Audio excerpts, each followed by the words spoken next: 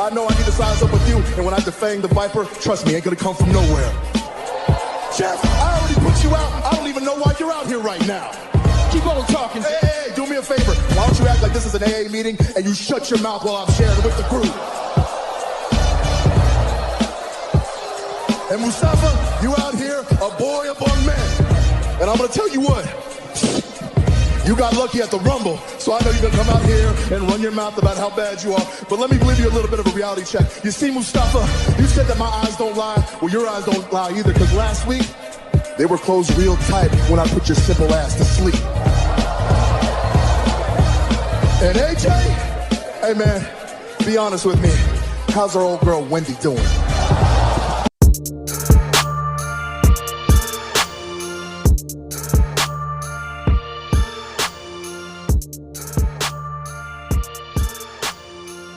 Welcome back to the Clark Street Wrestling Podcast. It's me, Hafeez. With me, as always, is Devin, and we are about to go through a whole plethora of wrestling: AEW, NXT, and WWE Wrestlemania Backlash. Walking Dead version. Oh man, yeah, that's gonna be. Oh, yeah, that happened. That happened. And if you don't know what we're talking about, we'll explain in full. Prepare yourselves. Yeah. Prepare yourselves. But let's start off with AEW a little bit. We were talking a little about in pre-show, about AEW this week. You were a little bit more, I don't want to say optimistic, but you thought it was a very entertaining show, like some really great things happened. What were some of your highlights, I guess, from AEW? I gotta say, the acclaimed Jon Moxley and Eddie Kingston, especially Max Caster, coming out dropping a hilarious bar. Talking about Jon Moxley's wife and Eddie Kingston looking like a box of Newports. What was funny was Jon Moxley's reaction, and he was looking at Eddie. He was like, well, you kind of do like a box of Newports. Yeah. So that was hilarious. He said his line was something like, your wife's all in my mentions. She keeps trying to get at me for oral sessions or something like that. He just went like this. Yeah. And then the other dude was like, what? She wants him for the podcast. Like, relax. And I was just like, shit. Right. Shit. Play with my wife like that, bro. I was just, Moxley's face, I was like, man, this dude, he's going to whoop this guy's ass. Like, for real, throw a couple stiff ones in there. I'm like, don't you ever talk about my wife. Yeah, hell yeah, man. It was crazy because he was like laughing at the joke. He was like, okay, that was a good one. Looking at Eddie, well, you do like a box of Newport. That one was right. They were laughing about that one. Right. And then he talked about Renee, and it was like, the fuck? Right. To whoop your ass. Oh, man. Yeah. So that was cool. That was an entertaining moment. What else grabbed you? Man, I got to do a big shout out to the women's division for NWA champion Serena Deeb going against Red Velvet. Oh my God.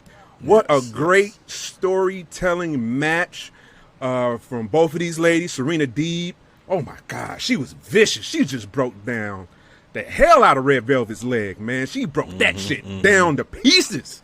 You know what I'm saying? She was just, she took it up, banging on the mat, then put it in the submission. I was like, oh yeah, she tapping. She is tapping. And she tapped. I was like, wow. I had to salute. I was like, that was a damn good match. Probably one of the best matches I've seen from Serena Deeb. From an entertaining perspective and a story narrative too as well, because it had me and it stood out there. Like, I'm mentioning it as one of the highlights for AEW, bro. So yeah, man, salute to the women, man. Snapping.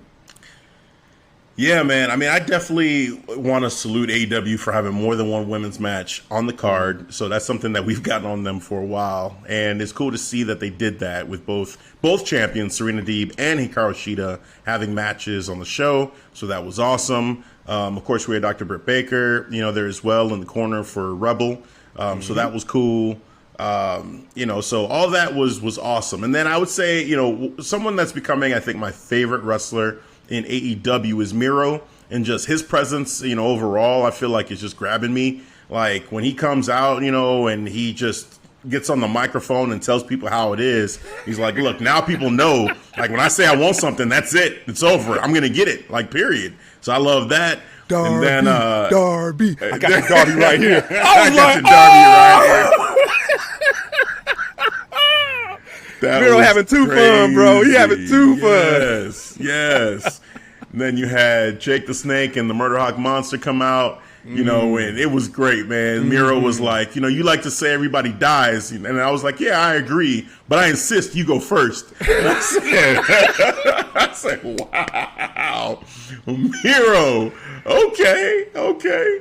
So, yeah, man. So I definitely enjoyed him on the microphone. Now, in general, one thing we were talking about, I did mention it. For me, the show overall, I don't know. I just felt kind of like not as engaged in the show and just feeling like it just didn't grab me. It didn't grab me that much. Again, I was happy to see the two women's matches, and I thought both of them were very good matches, and I was entertained by them. And, they're definitely Miro's moment.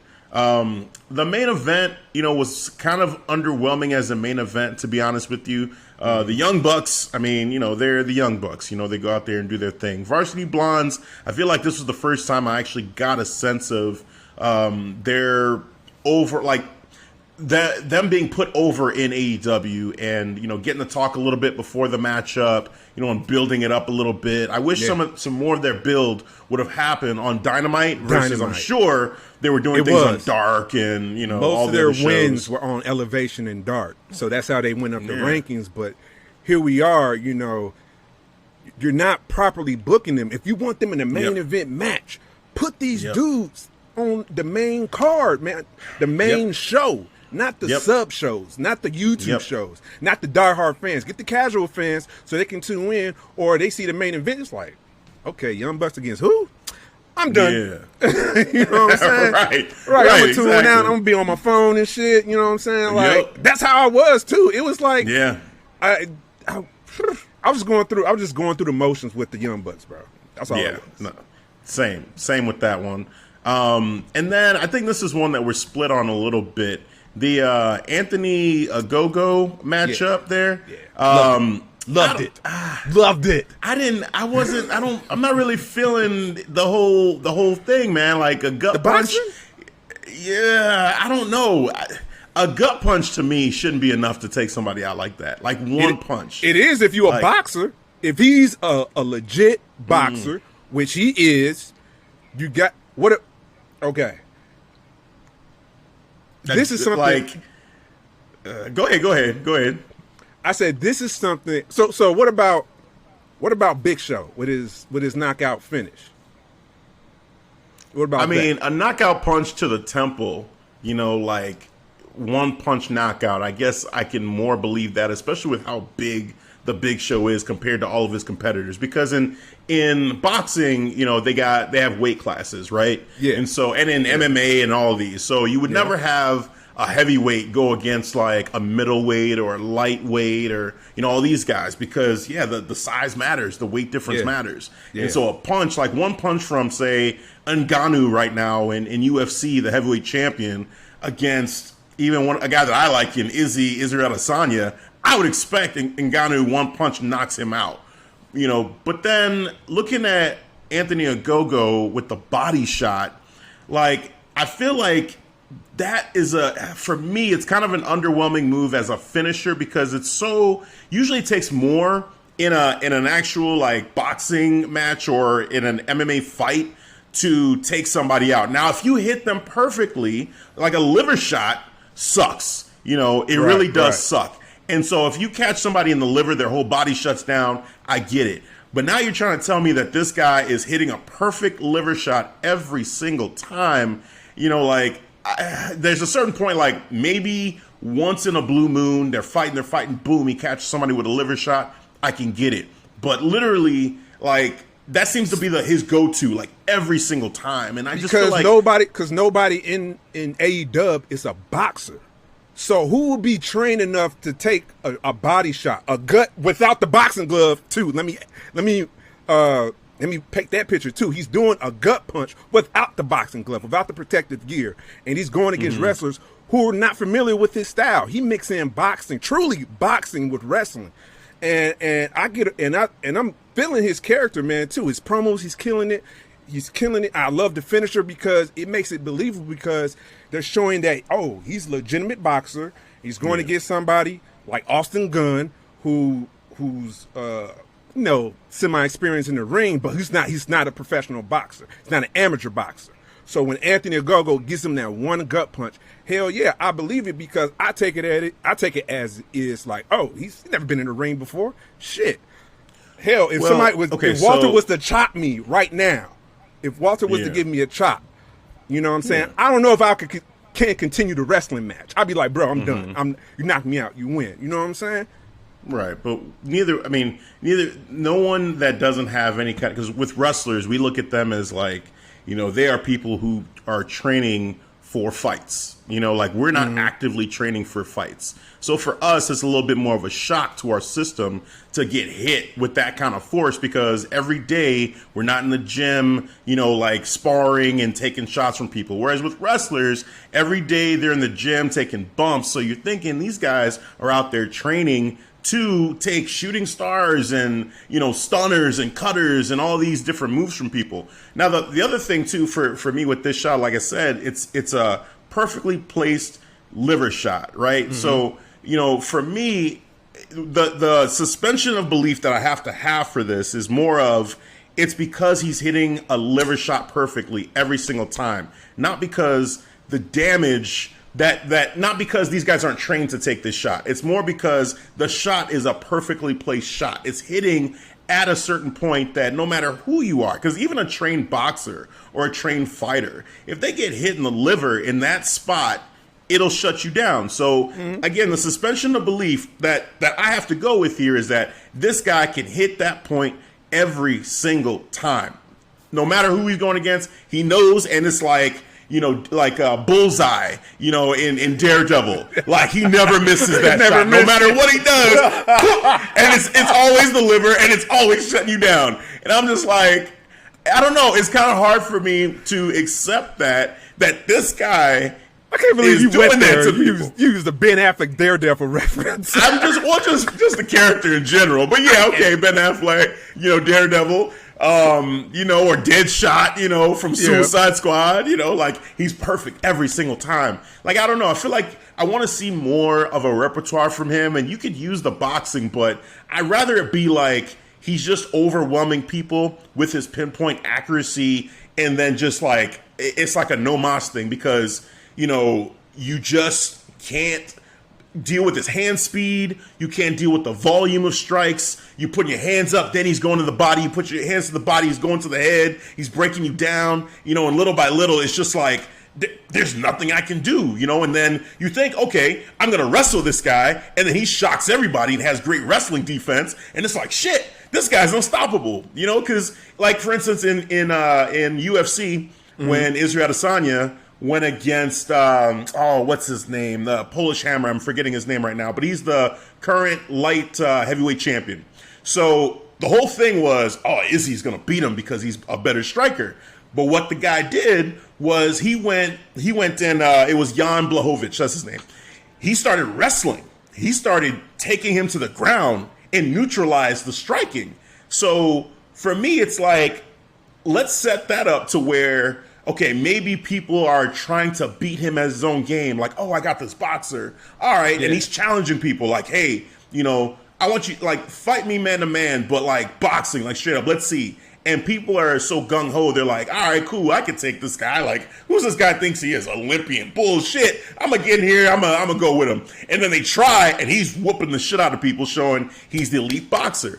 But then Cody goes, I'm not stupid. We're going to have a fight. Like a straight up fight, and I'm going to use my wrestling and everything to try to neutralize you. Like, I don't know. I just feel like I want more of that from this versus just, hey, the power of the punch and it's pinpoint accurate every time. And, I never miss. See, I look at it as him being a legit boxer, bro. He's been in the game for, I think he said, like for 12 years or something like that. Yeah. And I got to give him respect, which he's 78% legally blind in this motherfucking left eye, bro. You know what I'm saying? Oh, he's fighting at a goddamn handicap, that bro. In there too, yeah. Hey, that part of it too is cool, and it builds in a little bit of strategy maybe for Cody to use against him. You know, if he's blind on the left side, maybe you hit him with strikes from that side. Because, yeah, if someone's eyes closed, that's another thing. Like, if they can't see those strikes coming, then you hit them on that side. Yeah. But, you know, overall, I would say this, that I think my whole thing is it feels a little, for lack of a better term, it just feels a little bit lazy with the way that they're booking his striking ability. Like, I want to see more variety from his striking and really showcase, like, what makes him such a great boxer beyond being able to hit a perfect liver shot. Like, I want to see his slow pace, methodical slow pace, because I do notice that he goes at a snail pace when he's like breaking these dudes down, especially when he went against Austin Gunn. He was just walking around, wasn't really hitting the ropes. Yeah, I mean, he sold his ass off. Austin Gunn sold his ass off, but also too, it seemed like Austin Gunn got the jump on him and pretty much was never in control because we knew he was going to lose the match. Yeah. But it seemed like he was the one delivering all the offense, and then he got hit with that one punch, and then they sold it perfectly with the blood. Then he got hit again, and the referee's getting ready to stop it. Like, that was cool, but I don't know. I just feel like I just want to see more of a repertoire from him. Like, let us just see him do more than just the one punch KO thing. Because I don't know, with Big Show had already done so much too. Like, his career, he would do the choke slam and would show his athleticism. And then later on in his career, when he got older, and then it's like, okay, I could just beat you with one punch just to be so he wouldn't have to put his body through so much in a match. Yeah. But with him, with Anthony Ogogo, it's like maybe the truth of it is he's not as refined of a wrestler yet. And so they're just trying to protect him and say, yo, we're going to keep this simple. You're a boxer. Let's just give you this one punch, and then your matches can just be that for a while behind the scenes we're working with you. Maybe that's it.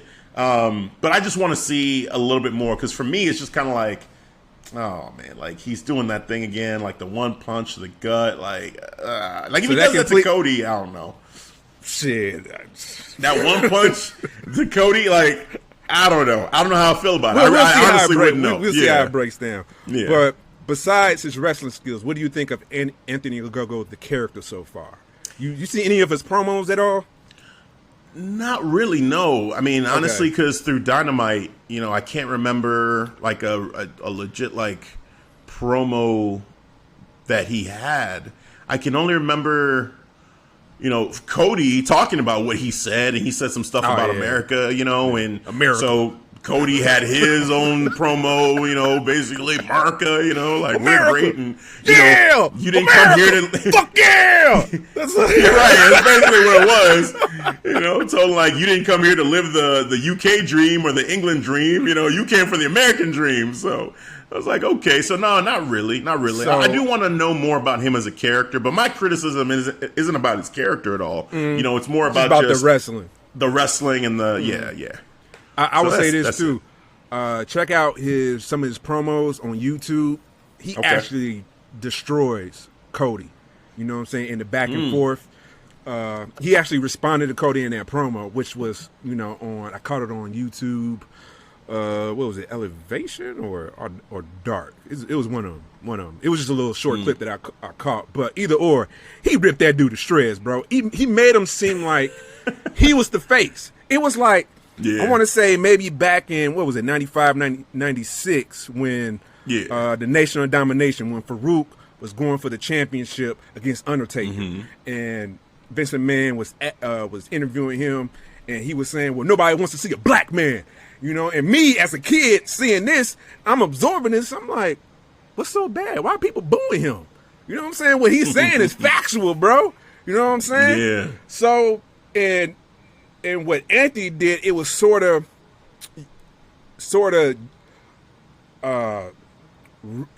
using that cadence that Farouk was using, and bro, he just blew. He just took it from there, and he just blew Cody out the water, man. So I would say go see it. Okay, or it might be in that's fair. Matter of fact, you know what? It's in our group chat, and not our group chat, but the Clark Street Wrestling community.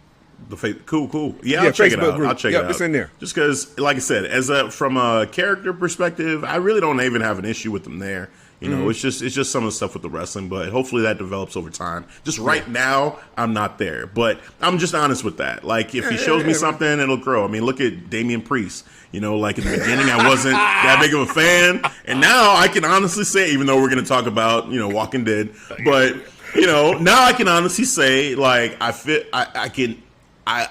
a fan of his. I'm a fan of Damian Priest. I think that the man does great work. So yeah, I can come around. You know, it's just me being honest about how I felt about what I'm seeing. I'm like, oh, it's not grabbing me yet. And that's what I mean. Like this show, I felt like there were parts of it that I was invested in, I was happy about, but overall, I think the way it ended and some of the stuff in between too kind of left me like, you know, just not completely there. But before we leave AEW, Inner Circle versus the Pinnacle Stadium Stampede. I don't think we've talked about this. Yeah, the pineapple, as Jericho says.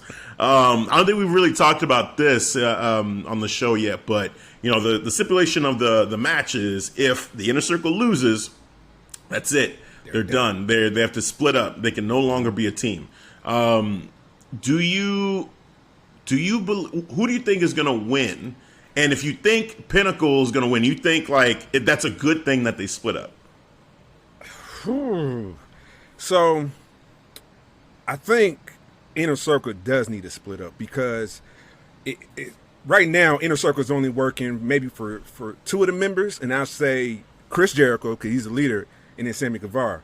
Everybody else is getting is in the shadows, man.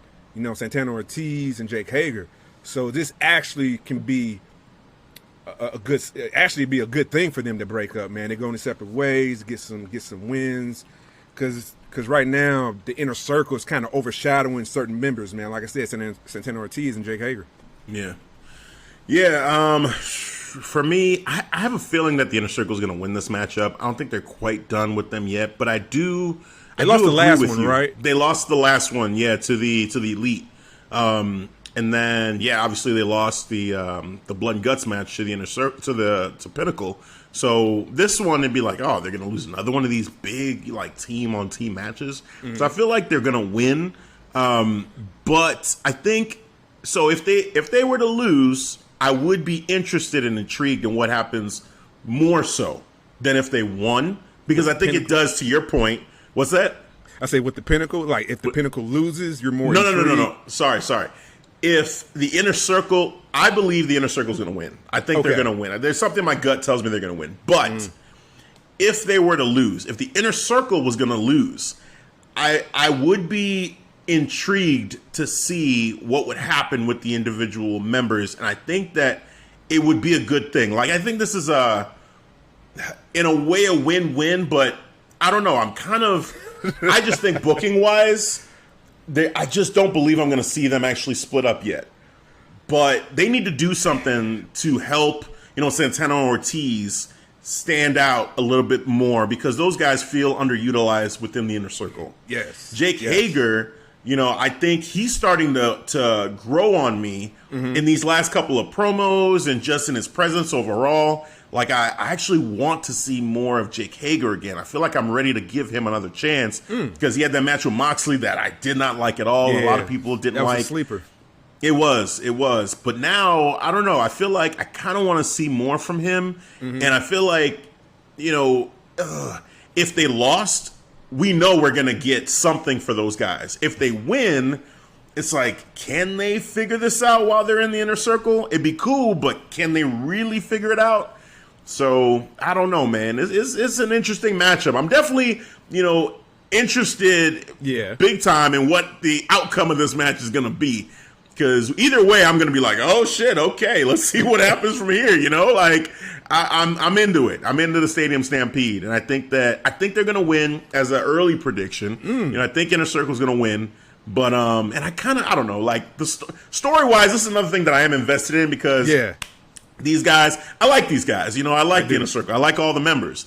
And I'd love to see them get a W, in a match like this. Like, the Pinnacle, the Pineapple, yeah, y'all cool and everything, but I don't want to see y'all beat, Jericho and them again. I need to see Jericho get that W. Sammy Guevara, he's going to put in work. Santana Ortiz are going to be badasses. Jake Hager is going to be the muscle. And I want to see eventually Wardlow, Jake Hager too. There's so much that's here still for me. So I don't know, man. I gotta ask then. All right, so since you're putting the early prediction of Inner Circle winning Stadium Stampede, what do you think is the aftermath for the Pinnacle? Because they're a faction named the Pinnacle means they always got to be on top, as MJF put it. But you just lost then. So is somebody got to go? You know what I'm saying? No, I don't think so. It's too early for that. I don't know. I mean, I think that's just weird. The Pinnacle losing this matchup, it would be a step back to me. I think we could be in for a rubber match, down the road then, like to decide it, because then it'd be 1-1 if that happened. So I think we could see one more matchup or a series of individual matchups between both sides of each faction instead of having this big war, happen where everybody's on the field. Like you have this kind of like, hey, put the tag teams against each other, put Spears versus Guevara, put, Hager versus Wardlow. Yeah. And then lastly, it's MJF and Jericho. Like have them feud out, but individually like that instead of this big fight feel, I think it'd be kind of interesting maybe to do that afterwards. But yeah, I don't know. That's an interesting question. I think it's a really good question to think about. Like, what's the booking look like if they lose? I mean, even if they win, like I'm not sure where they go. Honestly, even if they were to win the matchup. Well, that's easy, man. You can easily just keep on booking them. Keep on having successful matches, winning because that's what the Pinnacle do. But against who though? Like, do they go against another faction, or do they just start doing the individual thing? Like I'm saying, instead of it being Inner Circle members, but they start, splitting off and trying to get championships. Yeah, because that's the promo that actually Dax said. He was like, we should be focused on getting championships, but right now we got to focus on Inner Circle. You know what I'm saying? I think he said it like soon as they put Inner Circle away, then they go ahead and get the belts, man. So, because right now, the way it's set up, like, let's just take MJF. Mm-hmm. That means MJF versus Kenny Omega. Like, I don't see that. Shit. Me either. Yeah, that, like, I don't see that happening. Yeah, because actually, I think Kenny's going to hold the belt until Hangman is ready to take it off. They're taking a long. They're going to take a long, and I'm prepared for that. It's going to be on them for a while. Yeah. Yep. So yeah, I don't see the TNT maybe because it seems like they're flipping it around. You think? Wait, flipping it around? How so? Well, because you got Darby, now you got Miro. Miro might bounce it to. I don't know if he's gonna. No way. Miro's keeping his belt. Probably the last, man. I don't know. No, I don't know. I don't think so. I think Miro keeps the belt. But yeah, even then. Okay, so either way, you would have Spears versus Lance Archer. Shit. Or Miro. Like, I just don't see these matchups. Like, it doesn't. Like, you're gonna have to do something else in between. Yeah. So I don't know if we're there yet. For them to really, I think the Inner Circle winning. Maybe they gotta stack some wins to. Maybe they'll work on the. Okay, so stack some wins against the Inner Circle members. Work on the rankings. Get the dub against Inner Circle. Work on the rankings, and then while they're working on the rankings, then I guess whoever has the TNT belt at that time. Then Spears. All right, or Wardlow or MJF because. Oh, you think MJF? I don't think so. I think MJF is going after that AEW championship, the world championship. Kenny. No, not right. No, not against Kenny. But I'm saying, like, I don't see MJF being the leader of the Pinnacle and holding the TNT championship. I think that's going to be either Wardlow or Spears. It's one of those two guys that'll end up being, a contender for the TNT championship. I think there's a tier system within the Pinnacle. And MJF has his eye. He's taking Jericho's spot means he sees himself now as the new guy, like the quote unquote face. I mean, there's still Cody, but the face of the company now. Kayfabe. He sees Jericho. In his mind, Jericho was the guy to take out to be the number one in AEW. And once you take Jericho out, the only thing left is to have the gold to match up with what you're saying to back it up, which Kenny has. So he could wait and say, I don't want that yet. Maybe Hangman gets it and he beats Hangman down the road. But I don't see him saying, I want the TNT championship and that'll make me the man in my group, because it doesn't feel like the Cody belt for him to be the man. The TNT belt and the AEW belt is at the same level. And then you even said that before when we was breaking it down. Do you believe it?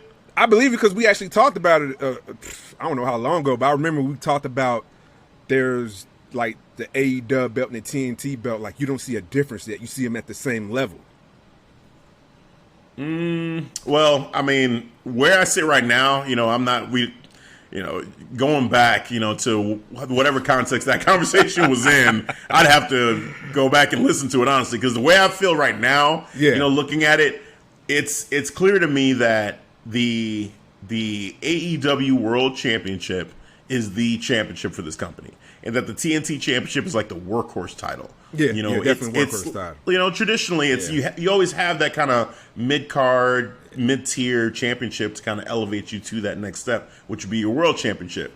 So I just think that, and especially, I don't know, maybe, I hate to say it, but with Darby holding on to that belt, and I see Darby as being like a great character, but still like mid-tier in my eyes, that it just feels like it's almost being defined by his title reign as being like a mid-card, mid-tier belt. Even though he main evented a couple Dynamites with it, but it's not going to main event a pay-per-view. Now maybe with Miro holding it, that's maybe what I'm saying. they change that. Miro, maybe that changes. But with Darby, I just wouldn't have ever saw that, So, I don't know. It's tough. But for me, I think MJF, MJF right now, I just feel like because of the way I feel about those two championships and where I feel MJF is positioning himself, it just makes more sense for him to at least have his eyes on the AEW World Championship rather than, going for what right now feels like a mid-card championship. So that's just kind of how I feel about it right now. All right, man. No, I was about to ask you a question, but I forgot though. Well, when it'll come to you, man. It'll come to you. But let's switch gears to NXT, man. And I'm not even gonna bury the lead because everybody that listens to this podcast knows how I feel about my guy Johnny Gargano. My guy too, man. Hey, man, he's the man. He's the leader of the way, and no matter what, win or lose, I ride with Johnny Gargano. There was a part of me that was still hoping and believing like he was going to keep this. But Bronson Reed, sir, congratulations. Congratulations. Man, that was tough. He looked hard beating him. He was like, bro, that was a strong finish. He closed the gate on Johnny. Yes. Fuck that. I'm not about to escape. I'm about to finish this in the ring. I'm about to sit on you, sit on your chest, crack your chest, and I'm about to do my tummy move. Here we go. Hit him with the tummy. I mean, it was a strong way to lose for sure. Oh, hell yeah. Because, you had, like you said, he sat on his chest. They were up. Austin Theory just kept trying to help Johnny, but to no avail. But at the end, though, I love how, Bronson Reed, he hit the tsunami kind of in a different kind of way where he was on the ropes and he kind of twisted his body in midair and hit the tsunami there. Yeah. Then he got up, closed the cage, jumped off from that turnbuckle and hit the tsunami again. I'm like, oh yeah, now one was enough. And now you hit two. We hit that tsunami on like the first one. Like you said, he was on the ropes. I think he's between the two corners. And he was like in the middle of the top rope. And he hit Johnny, and Johnny was on his stomach at the time. I was like, my back. I was like, oh. I was like, that's it. I believe it. I was like, that shit hurt, bro. I was like, bro, if you want to pin him right there, go ahead. I'll buy it. Game over. I'll buy it. But then he hit him with another one. I said, oh, man, just making sure we know. So, yeah, man, congrats to Bronson Reed. And they talked about, 14 years in the business. And, he had been wanting to have a moment like this, and just, having that moment. His wife was in the arena. So I wish we could have seen that. That would have been cool for them to interact a little bit. But that's okay. But yeah, seeing him emotional, in the ring, it was kind of like Keith Lee too, with the sparklers in the ring with them, and he was celebrating. Belts. Yeah, it reminded me of that moment. Yeah. So shout out to Bronson Reed, man. It's cool. For Johnny, where we go from here, man. I mean, first off, if Johnny wanted to take a little bit of time, a little bit of rest, that's cool. But I feel like it'd be definitely understandable. But they were kind of low-key building something between him and Karrion Kross. So I feel like we might be seeing Johnny be the next competitor for Karrion Kross coming up after this matchup with Finn. Yeah. So, yeah, and that'll be a fun feud to have too, man. I'm definitely here for that. Yeah. But, yeah, man, shout out to Bronson Reed. Shout out to Johnny Gargano. Yes. The only 3-time NXT North American champion. Still the man, Johnny. It's just fun match, great main event. But I had to start with it because that was definitely the biggest thing for me on the show. Yes, they killed it in the main event, man. I enjoyed it.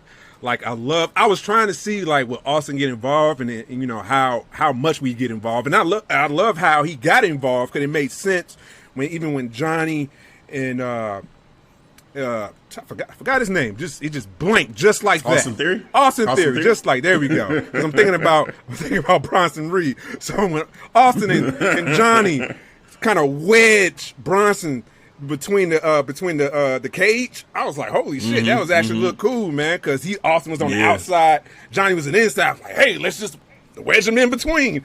Right. I was like, cool, man. So that was cool, man. Him, climbing the gate, trying to interfere with Bronson Reed. Some of those parts was cool, man. But I enjoyed the match. It was a strong win by Bronson Reed and a very strong, tough loss. Personally, for me, and I can imagine for Johnny as well, man.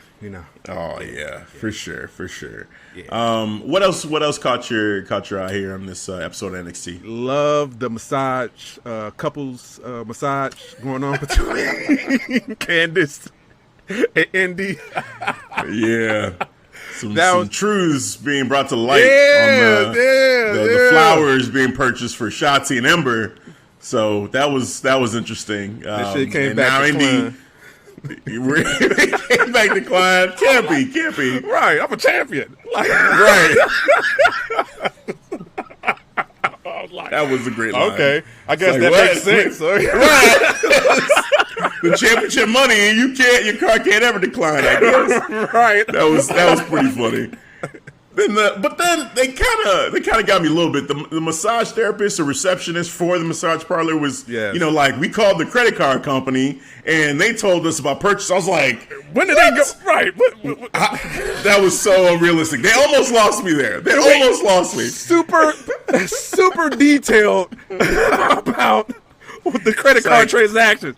I trust me. I got my credit card stolen, my corporate card before doing work, and they did not go into detail about what was. And they're not going to tell the non-card holder all that information about all the purchases being made. How did you get them to tell you that information? I'm calling the card company immediately, and I want answers. Who authorized you to give this person who didn't have any of my security questions or anything like that? Nothing. No private info. How are you giving them all this information? Yeah, whatever. Somebody went to the flower shop store, you got a box of chocolates. I was like, what the fuck? What credit card company is this? So I know never to use them because they are terrible. They're giving away everything. I don't want them. Nope. Pre-approved? Shit. Throw this in the garbage. No. These dudes, hell no. I want them. That'll be, So that was funny. And then Indy Hartwell, she put 2 and 2 together. Was like, wait a minute. Was it you that bought the flowers and candy for Ember and Shotzi? Wait, if that's the case, you know what that means? He still loves me. And then she ran off, and Candice was just like, what just happened? So that was a cool moment. I guess we're back on with what are they calling them? The index. Index is the. Oh my God. Dexter Lewis and Indy Hartwell. So hey, we're back on for that. So that'll be entertaining. Hit Row. I was just about to bring them up, bro. Perfect. I was like, Hit Row. Dude, everything about this group, I'm all in. Top Dollar is my favorite. Top Dollar's my favorite. Top Dollar, 100%. Dollar. He talks his shit. He's over Swerve. He I'm got sorry. bars. Yes. Bro, he's the leader. He's the leader, Swerve. I'm sorry, bro. Don't. Hey. He's Suge Knight. He is Suge Knight. It's just a matter of time, man. You shouldn't have put him in your group. You shouldn't have put a big motherfucker like that in your group. And he can spit bars. And he can talk. Like, bro, I want to nah. Oh, bro, I don't need your services. I don't need your service. I need a silent warrior type dude. I don't need you. Yeah, man. Oh, my God. You taking over, bro. Cause that, yes, he is. Oh my God, he sounds like almost like superstar. Yes, he looks like Suge Knight. Kind of talks like Suge Knight. Like, oh my God, man. It's only a matter of time, man. Yes, only a matter of time. Yes. And this version of Ashanti Adonis, man, he is on one. He had to be pulled off. Like a pit bull, like, oh shit! He was killing. What was it, Davari? Hey man, like, get your dog on the leash. Get your dog on the leash, bro. Top Dollar was like, "Whoa, I got this. Calm down. I got this. I'm about to get them DQ'd in their first match." He's like, "Hold on, man. Right. I got this." Oh, that was great, man. Like I said, I'm all in. Yes. The music, and it's cool because, you know, the promos before, they were in the music studio working on beats. And I was just like, what are they working on? But then that's what they working on. The intro. Right. And like they're on it, you know, I'm like, okay, cool. Like I like it. And Top Dollar's rapping along with it. I'm like, dude, this is perfect. They paid that off real nice, man. So this group right here, I'm here for it. I'm here for it. Top Dollar, salute, bro. Even your finisher is cold too. It was like almost similar to a fireman suplex, but it was inverted a little bit. It just looks crazy. Like a fireman suplex into a neck breaker, but then it was like high altitude neck breaker. It was crazy, man. It's especially for a dude like that. That's some scary shit. Like he had one point, he had one of them on his back and the other one in the front. It just was walking around with both of them. Dude, man, who better than Top Dollar? Not nada. Like I can't wait when the crowd gets back and they start, getting into this. Oh shit, it's gonna be a hard time for them not to be faces. Yes, like it's gonna be a hard time because as soon as he say the line, "Who better than Top Dollar?" the fans were like, "Not." I'm like. They're going to be all over this team. Yes, so especially Top Dollar, bro. Especially him. That's star in the making. That's my dude. Love everything about him. Want to see more. Yes. I'm sorry, Swerve. You made a mistake. You made a huge mistake putting this dude in your group. But hey, you put Suge in the group, man. You know what Suge's about to do. You know what he's about to do. Take your shit over, bro. You gonna take your shit over, bro. That's what he does. Oh man. So it's gonna be fun to watch. It's gonna be fun to watch the development of this group. But shout out to all four of them, man. They just got a good thing going. Just a great chemistry overall. I love it. Yeah, let's just see what happens next, man. So going from there, let's see what else kind of caught my eye. I guess the tag match, Ciampa and Thatcher versus Legado. Like, that was a legit match. Now, Ciampa busted up, what's his name? Raul Mendoza. Got him with the elbow on the nose, and he was on his nose. Bleeding. You saw the blood. They stopped the match for a quick second just to check on him, but he just went right back to work, man. And I just got a lot of respect for him. So shout out to Raul Mendoza for just continuing on with that bloody nose and just. It seemed like everyone else was more concerned for him than he was. Like he was just ready to just go right back to work. And then they showed during the commercial they cleaned him up a little bit more. But that was crazy. And the medical team cleared him too. I like that. I'm like, okay, cool. Yeah. So he's back. He's good. He's good. But he seemed like he got more charge off of that shit. He was like, right. Go. Saw his own blood. Let's go. Right. He was like, oh yeah, okay, let's do it. It's real now. So then we had Grizzly Young Vets cost them the Ciampa and Thatcher the match. Ended up in Legado getting the victory, so they are the number one contenders now for MSK in those tag team championships. We got Alexander Wolff and Killian Dane. Alexander Wolff, he's done. He's done with this group now. He's done. He's done too. He got released. Done. Yeah, well, that happened too. So unfortunately, he's no longer with NXT at all. But the matchup basically, they gave him a chair. He failed to use the chair on Killian Dane, lost the match. They stood up, they said, hey, you go in front, for the Imperium little pose. And he's like, oh, okay. That was like, oh, man. Yeah, and Martel and Eichner just said, you out. You out. Just beat the dog shit out of him. Got no time for losers. No, none. So he's forward. Out. Now, do you want them to get another member, or do you think they should just leave it at 3?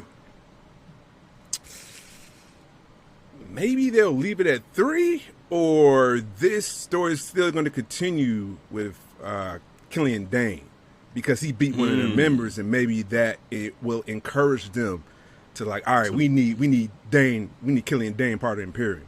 Like he just beat one of our own. You know what I'm saying? Even when we was trying to win in the Hill way, that man, that's what they need to do. Yeah, I think that's definitely a possibility where they continue this on and bring in Killian Dane. I think that I'm more plugged into Thatcher potentially joining Imperium because we're not really talking about that now. No. I think it's kind of smart if Thatcher is the guy that's going to join because you get us not thinking about it anymore because he's doing a whole nother thing with Tommaso, but they never quite finished that storyline. He was being recruited and, they kind of talked about it. I think Thatcher got injured or something happened with Thatcher. And then Tommaso moved on, to Walter himself. So I could see them coming back to that, down the road and having Thatcher join. But we'll see where they go with that. Toni Storm, that new finisher she has, that caught me off guard. Bro. That caught me off guard. Bro. I don't even know what to even call that, man. Bro. That she just she was like, "Oh, you want to kick out my Storm Zero? Okay, bitch. I got something for you. See, bag of tricks. All right, there we go. I want that one. Right. Just basically did a trip, and in midair, when Zoe Stark's head was facing straight down, caught her in like a DDT, drove her straight down. I said, How? I had to watch it a couple more times. I kept going back. I'm like, let me see the physics of this. How did she catch her in midair to then do this DDT? Bro, I was like, where the fuck did this come from? Where did this strength come from? Like you could just all of a sudden, I don't even have to describe it, bro. Just juggle it. It was crazy, man. I'm throw you in the air and let me throw you in the air, but I'm gonna catch your head on the way down and go ahead and drive you to the mat. How? Dude, great finisher. Finisher. I'm happy for Toni Storm getting that win. Avenging the loss she had against Zoe Stark earlier on at the last takeover that they had. Toni Storm, hopefully this is a sign of things to come. Just more W's for Toni. So Toni time looks like it's back and building some momentum. Yeah, I can't wait for that, man. Yeah. Now, go ahead. I want to talk about Saray, man. I don't think we haven't talked about her yet. Oh, yeah. Yeah. So what do you think about her? Because seems like she's getting like a slow build. Yeah. I love her arsenal. It's like it's very violent. Her character I'm still working on, but for some reason I think she's hiding like containing a dragon in there, bro. And I'm like, you just look you look sweet, but you got a cage, you got an animal in there you just want to release. This is like Io Shirai before she became what God. She became. Yes. Great comparison. Great comparison. Yes, that is spot on, bro. Yep. Like she come out with this, the music like do. Yeah, all happy. Yeah. Come on, crowd. She's like, Right. You know what I'm saying? And I'm like, I'm not buying this. I'm not. There's like, something you cool in there. Yeah, but ooh, you hiding something. It's something. You hiding something. They got to bring it out. Yeah. I can see it. Yeah. I definitely, you know, have been entertained by her so far. I think her wrestling's on point. She has just a nice, sweet character. Like, she seems like a nice person. But yeah, you're right that it will be. It reminds me so much of what Io was like when she first showed up in NXT. So I could see that same evolution eventually. I really could. It would also be interesting for Io to go against Saray, and it's almost like Io's looking at her past self. Like, that would be kind of interesting as a story. Yeah. You know, and even bring that up. Like, I used to be you when I first came in. I was naive and thought everything was all rainbows and sunshine. Right. Yeah. And then it just took, you know, to reality to shake me up and let me know, like, hey, I need to change something. Yes. So, yeah, man. I can see it. So, yeah, that's a great point. Yeah, man. And then I guess, Ted DiBiase showed up for Cameron Grimes' match. That was hilarious. That damn Ted DiBiase! Dude, it's great. It's great. This whole thing with Ted DiBiase is perfect for Cameron Grimes' character. Yes. Now, do you see them eventually teaming up? Because I kind of see like that potential for them to for him to be managed by Ted DiBiase, I see for him to show him the ropes and take him under his wing. So you see that too? Okay. Yes, I see the story. I'm like, they got to be building to Ted DiBiase is going to be the manager for Cameron Grimes. That's got to be the outcome. So that's what I'm expecting. Awesome. Yeah, that's. I hope so. I hope that's what we get.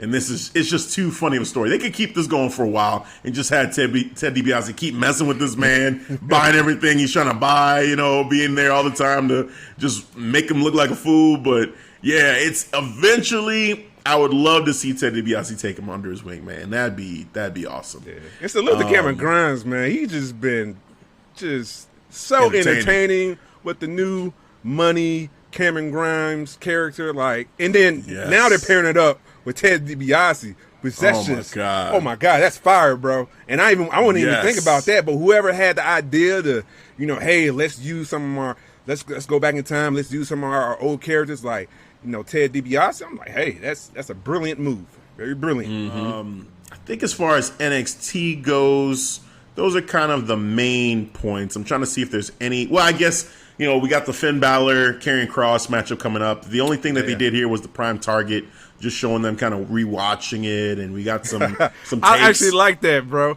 Man, because Karrion Kross is looking at mistakes. He's getting pissed off. Like, I should have had him right there. Look at that shit. Right. I should have finished him right there. That's my mistake. Right. I was like, ooh, holding himself accountable. You know what I'm saying? Looking to clean that shit up. I'm like, I like that. I like that. I like that side of Karrion Kross, man. Yeah, and then, you know, we got Paul Heyman, you know, kind of weighed in a little bit. And we had, who else was there that was in that Prime Target? It was somebody else that showed up from... Because Paul Heyman mentioned, like, even Roman Reigns has invested interest in this matchup. And then there was somebody else there. It wasn't Seth, was it? Somebody else that popped up that was like, oh, shoot. Remember. Yeah. Like, that was kind of an interesting person to show up to say, hey, because I think one person picked Finn Balor to come out victorious. And I can't remember who it was in that prime time. I'll look it up while we're talking about this. But overall, I thought, it was cool seeing them, like you said, watching the match back, you know, kind of critiquing it, and then just having a good build up for it. But you know, that matchup is next week, so I guess prediction time for that one. Who you got? Who you got winning this matchup? Cross, bro. Okay. Cross. Okay. We're done with this. So then, okay, do you see Finn Balor then sticking around after this matchup? Maybe that's the bigger question. He's gonna hop across the pond. He got some unfinished business with that with Walter. Oh, so I got you on that now. So you're thinking, okay, ever since you told, I was like, okay, yeah, I'm on that. Yeah. Yeah, I see the same thing. I mean, I see Karrion Kross being victorious. I think they're going to give us an epic matchup. This could be like a 20-plus minute match, 25-minute matchup. And Karrion, I think what I'm going to be looking for with him is, okay, what new things does he throw out there in this matchup to make it different than the first one? Because one thing with him right now is, his moveset, it can be a little bit repetitive, and I just want to see, like, all right, Finn's going to push you. And Finn, we know what he can bring to the table in terms of these main event matchups and making them feel different and special, even in rematches. You think Karrion Kross' moveset is basic? It is, and it's not a bad thing for him, but, now this is another challenge. Like, you're going against the same guy again, so, and you don't want it to feel like the exact same match. So this is an opportunity for him to pull out something else in his bag of tricks, try to really tell a story with this matchup. I'm curious of how creative he's going to be with it.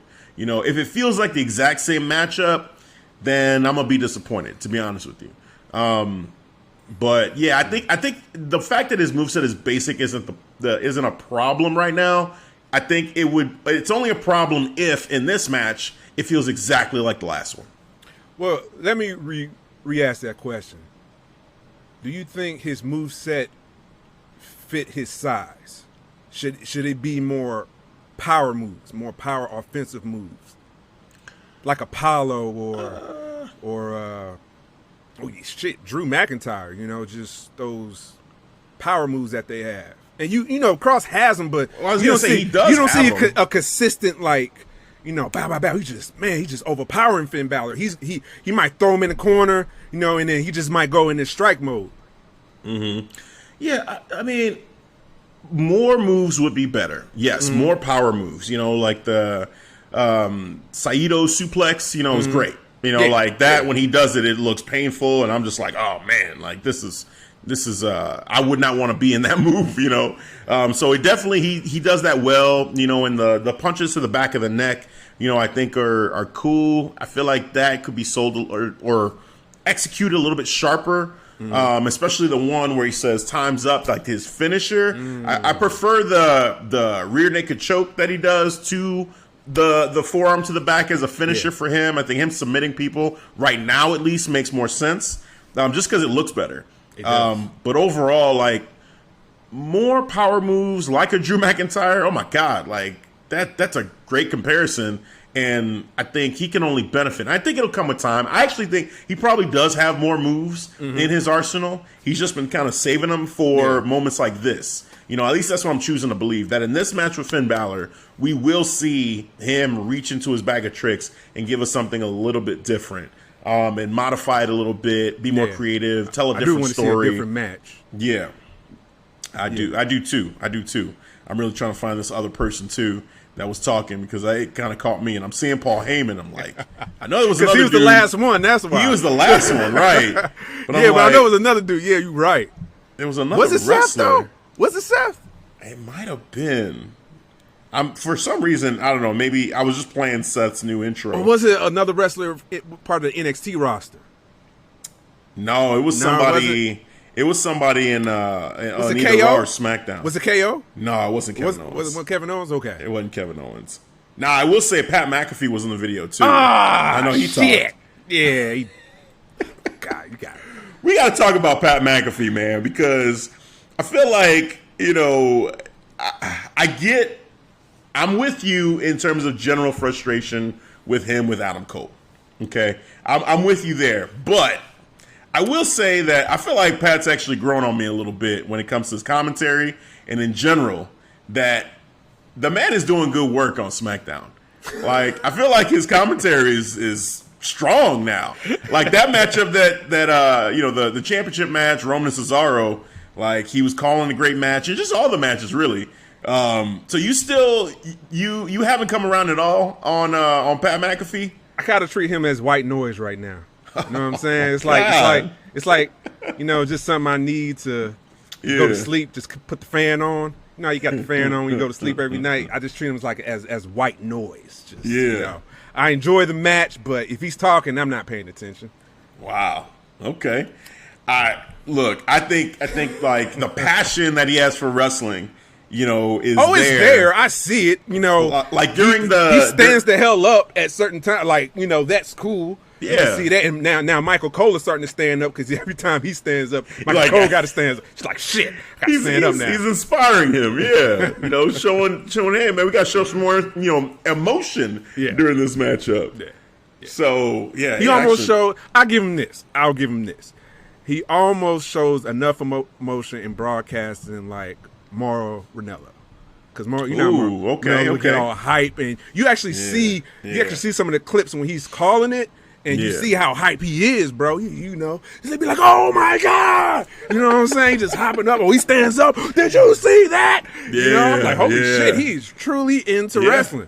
So I get the same feeling from when I see him. When the camera's over there, I'm like, oh, he's standing up. And, as he's calling, I'm like, okay, that's cool. That's cool. All right, cool. Well, that's. I just had to bring that up because. I was talking with my brother actually recently, and I was like, man, how do you feel about Pat McAfee on SmackDown?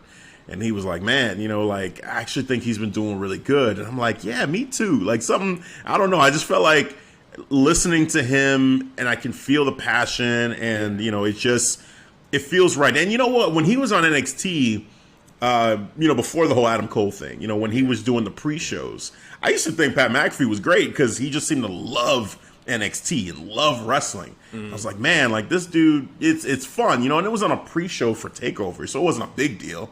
But I understand the hate too. I understand like the frustration with him as a wrestler, going against one of the greatest champions of all time, if not the greatest NXT champion of all time, So I understand. I get it. But I'll say this commentary-wise, I feel like he's growing on me. I can get why you say that, but I'll say this about Pat McAfee. I treat him like white noise, but I actually enjoy Wade Barrett's commentary in NXT, and I was actually thinking, I wonder how that would feel if they wanted to use him with Michael Cole and how would that pair up, because he's excellent on color commentary because he's a former wrestler, so he can actually, educate you on certain moves that you might not be familiar with, and I can't get that with Pat McAfee. He'll just, kind of feed off of Michael Cole now. Because before, it was the other way around when Corey Graves was there. He would always educate the shit out of you, a certain move, or he'll let you know, they're going their back pocket right with this move, back in indie days, and Corey Graves will remind you. I'm like, oh, okay, cool. Like, it was one move I remember what Seth Rollins did, and then I think Corey Graves called it. He was like, oh, I haven't seen that since he was Tyler Black. Back in the indie. I was like, oh, shit. I'm like that. So that's what I'm missing. I'm missing the educational piece.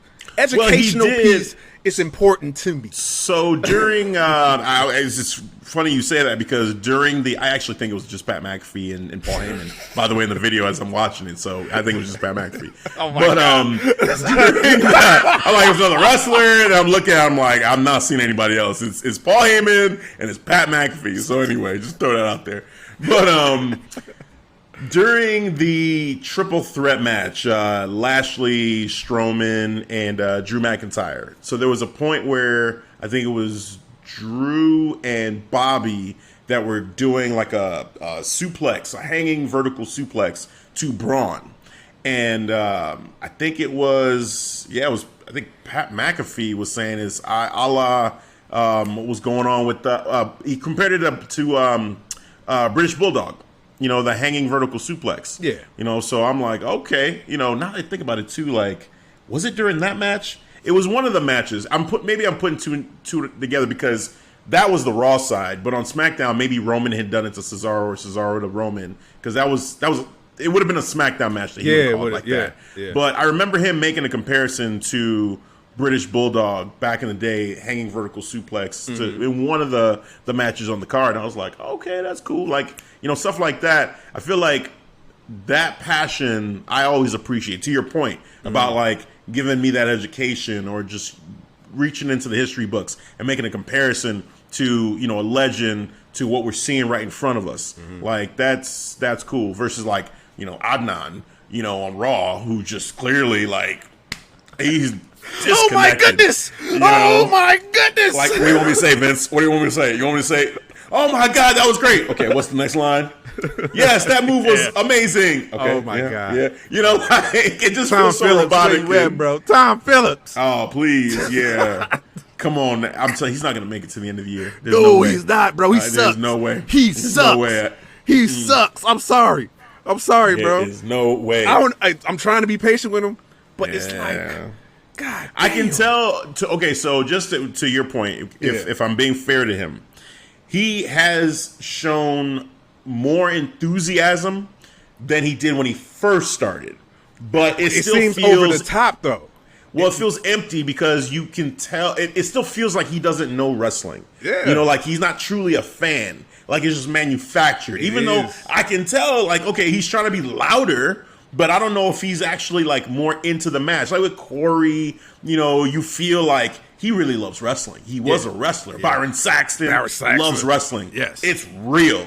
But with him, it's like, where did your love for like? They need to do a documentary or something, or some interview with him, so we know what his history is like with wrestling, so I can believe when he's enthusiastic that it's real. Because right now it just feels like, no, man, you're an ESPN dude that they brought in here because you know Vince probably heard you on a baseball broadcast and was like, I like that guy's voice. Let's bring him in. Yeah. Somebody from the non-wrestling world. That's what we need. Right. Someone for the casual baseball fans to gravitate toward, I guess. I don't know. Like, why do we need that demographic? Whatever. That's what it is. But see, I don't even know why you would give him kudos for showing more excitement when it feels so fabricated. Like, I can tell. Well, now, I just like because that he's trying. Before he, I mean, he's trying. It don't even. It's like when he first, that first night was terrible. It's trying, but it's like fake trying though. It's like, yeah, I'm gonna put my effort, but I'm not really, I'm not really into it. I'm just, this is. I think there's a difference though, because he's, and I don't want to spend too much time on talking about. We got other stuff to talk about here, but just I want to say that it's. Even if you're not a fan of it, even if you're not a fan, I mean, you shouldn't be there if you're not a fan of it. Like that's I guess my bottom line thing. Mm-hmm. So that's where I agree with you. But what I do notice is that someone must have talked to him about how he sounds on the broadcast, and that it was lacking energy. Yeah. And that he's trying to now add more energy to his calls, but it still feels empty. But at least, he's trying to make adjustments to make it less boring, and just being energetic. Because just the lack of energy alone, I was like, oh my God, is this what Raw is going to be like? So when I hear him bringing some more energy, I'm like, okay, I mean, at least his voice won't put me to sleep. At least there's something, even though I don't believe he gives a shit, but there's something. He wants a paycheck. He wants to get paid, so he's gonna do everything he can do. But it makes me seem like this is a corporate move. Like, no, I know, we come from corporate world, so how somebody's using the position. I'm gonna use this title so it can open up other doors for me. And I feel like that's what he's doing, man, as leverage. He's gonna he might be on Raw for maybe just a year, and then I wouldn't be surprised that he bounced, and then he's doing other bigger things because he used that as a stepping stone. As a stepping stone. No, I agree with you. We're in line there. So yeah, man. But enough on him, man. Let's use this as a segue to get over to WrestleMania Backlash. Walking Dead. Oh man. So yes, now for most people know why we're joking about The Walking Dead when we talk about WrestleMania Backlash. For those of you that don't know, let's just get this one out the way right off the bat. Let's just do it. From the intro of the show, you probably had a little bit of a warning, a clue that some shit was probably going to go down, because you had Batista doing the narration for the opening video. And me, I didn't know. This caught me off guard. I didn't know what was about to happen. But Batista's narrating. And they're intercutting clips from his new movie, Army of the Dead. Already Dead on Netflix. With what was going on story-wise, in WWE. They're intercutting those two. And he's speaking about in generalities about, like, I guess overcoming odds and bringing the fight and all this kind of stuff. But he could be talking about the movie or he could be talking about the wrestling. Like, it's vague enough that it kind of fit both. So I'm like, all right, maybe that's the end of it. And then you see Morrison go to the locker room for the Lumberjacks. And he goes into that locker room and there's zombies in there.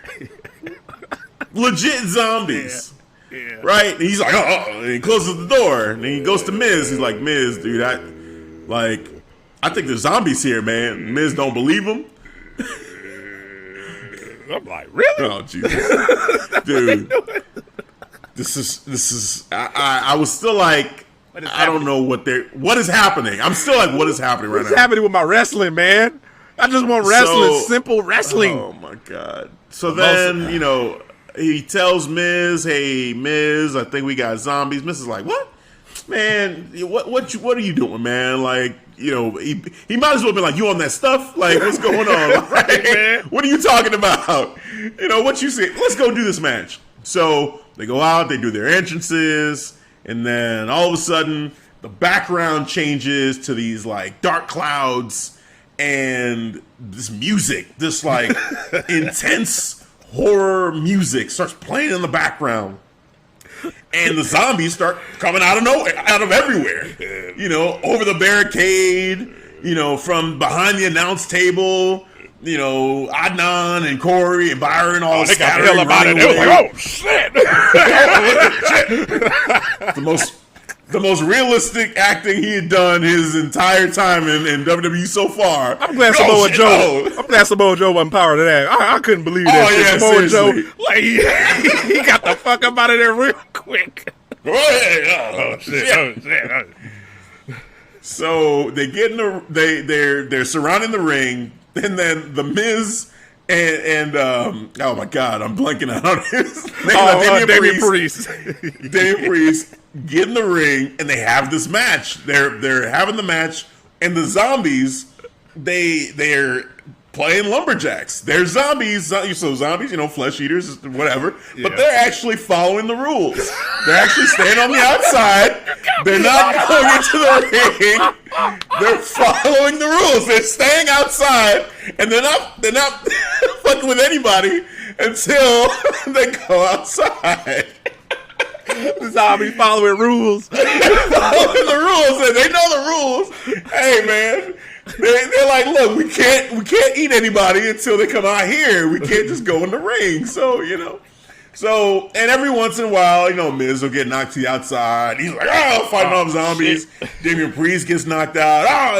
He's fighting off zombies. At one point, they're working together. And they're beating up zombies, bare-fisted, just beating up zombies. And then I think John Morrison came out there, Yup, came back. It was using, his free running, just martial arts, trying to. He was a Power Ranger at that zombies.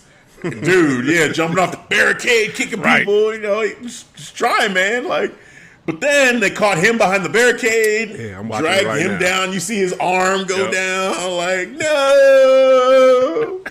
And then you see Damian Priest hit the lights on Miz. 1, 2, 3, done. And then it was a free-for-all for the zombies. Yes. Now the zombies say, okay, the match is over. We're free reign. We can do whatever you want.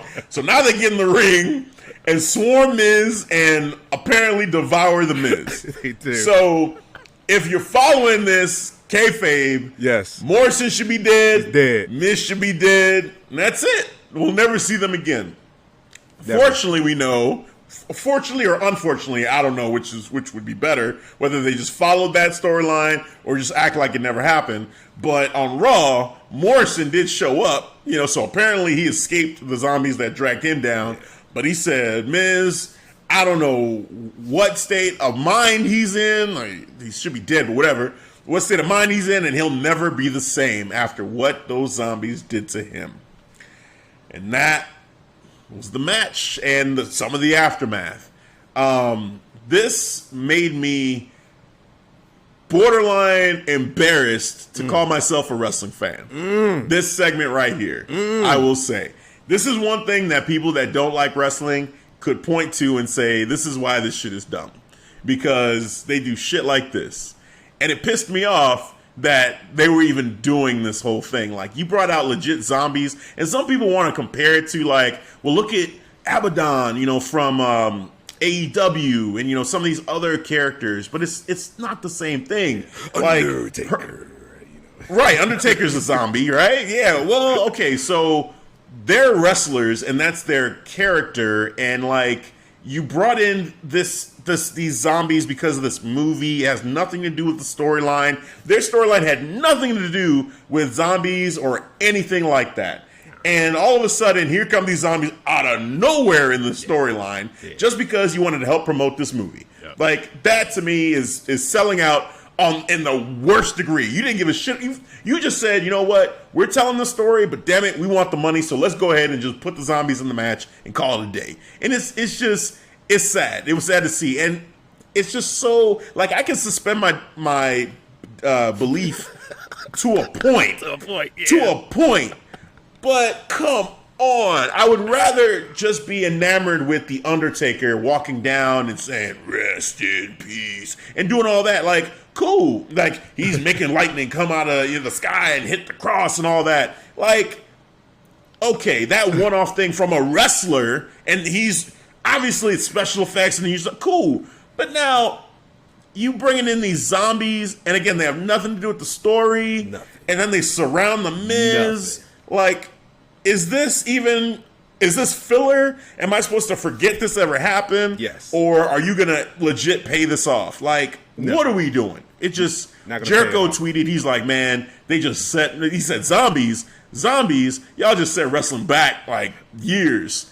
And I know that's a joke, point, but that's a joke because actually somebody from Vince McMahon crew when they did that blood and guts match and they had that fall, actually somebody from Vince McMahon team said, oh, they just set the business 30 years back. So that's actually Chris Jericho throwing it right back in their face, rightfully so.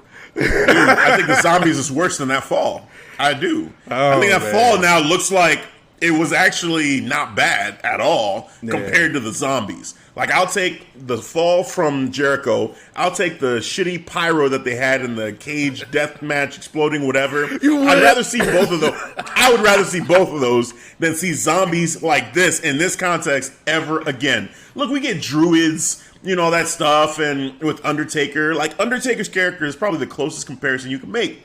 Yeah. And I guess one thing that I feel like maybe is bothering more than even the fact that there were zombies there, were the fact that they had nothing to do with the fucking story.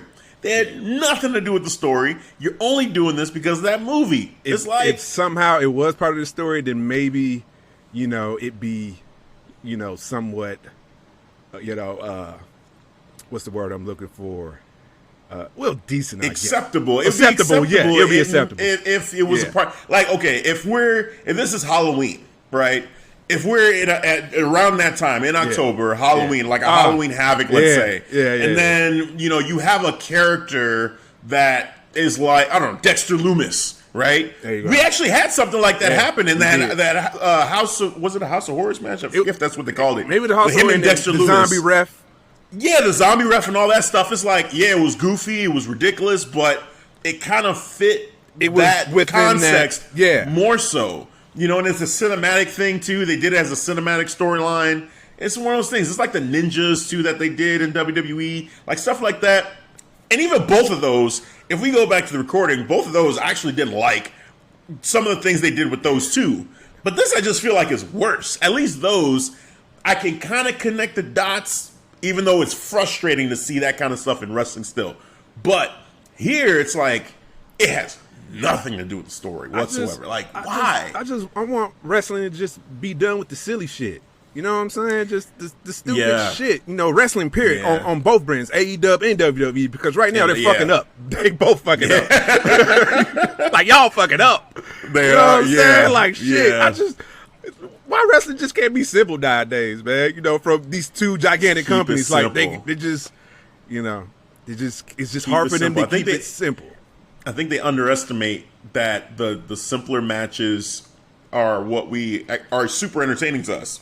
They think we got to take it up a notch. We got to do something cinematic, something supernatural. And it's like the supernatural stuff is just so, it's so left field and so bizarre sometimes that you're just kind of like, no, man. Like even the Alexa Bliss stuff, to a point, it starts to get ridiculous. Yeah. You know, like, I just don't care. You know, I don't believe it. None of us are that gullible to where we're going to say, oh, she's actually doing this. Oh, blood is actually coming from her head. She's actually making Randy Orton, you know, bleed from his mouth. We don't believe that shit. We don't believe it. So stop doing it. Just stop. Oh, my God, man. Yeah. But you know, I say the only pro side of this match, it got people talking. It got people, but good or bad, it got people talking. Yeah, but I feel like so there's the whole thing in business. There's no such thing as bad publicity. Mm-hmm. But I don't believe that saying either. And I feel like this is one that you're not going to gain any new fans from this. Like people that hear this are just going to go, okay, and then just be done with it. You know what I'm saying? Let me see what they're talking. Oh shit, that's terrible. But they're not going to say, now let me go watch Raw, or let me go watch SmackDown. They're just going to be like, oh, this is fucking stupid, and laugh and tell their friends, and they're going to laugh, and then that's it. They're not going to want to see more of it. They're just going to be like, this is dumb. I'm glad my daughter wasn't watching this. I'm like, she would have been talking mad shit. Seriously, if I was trying to get somebody into wrestling, hold on, and this started. I was watching the Cody and what was it, QT Marshall, and that shit looked fake. The zombie's dead. She ain't gonna say shit, you know. Right. But yeah. But like that stuff looked fake. Yeah. You gonna come show me this, Dad? Really? I'm done. Yeah, that would have been the end. That would whatever little wrestling passion she have left.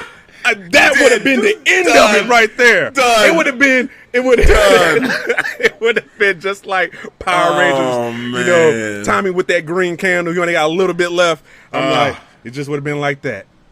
Like I legit think this is one of the worst things I've seen WWE put on. Like the Katie Vick thing was really bad back in the day. Like that was really bad.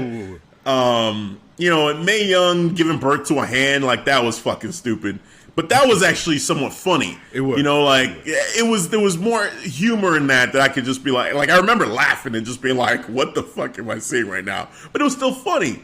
But like this here was it just hurt. Like as a fan, I'm like, no, I don't need any of this. Just you could have not done this. Just have a normal lumberjack match, and I would have been fine. But it is what it is. It's done, and I hope to forget it as soon as possible. I could have damn near had a relapse and like, you know what, Hafeez, I'm gonna take another break. Taking a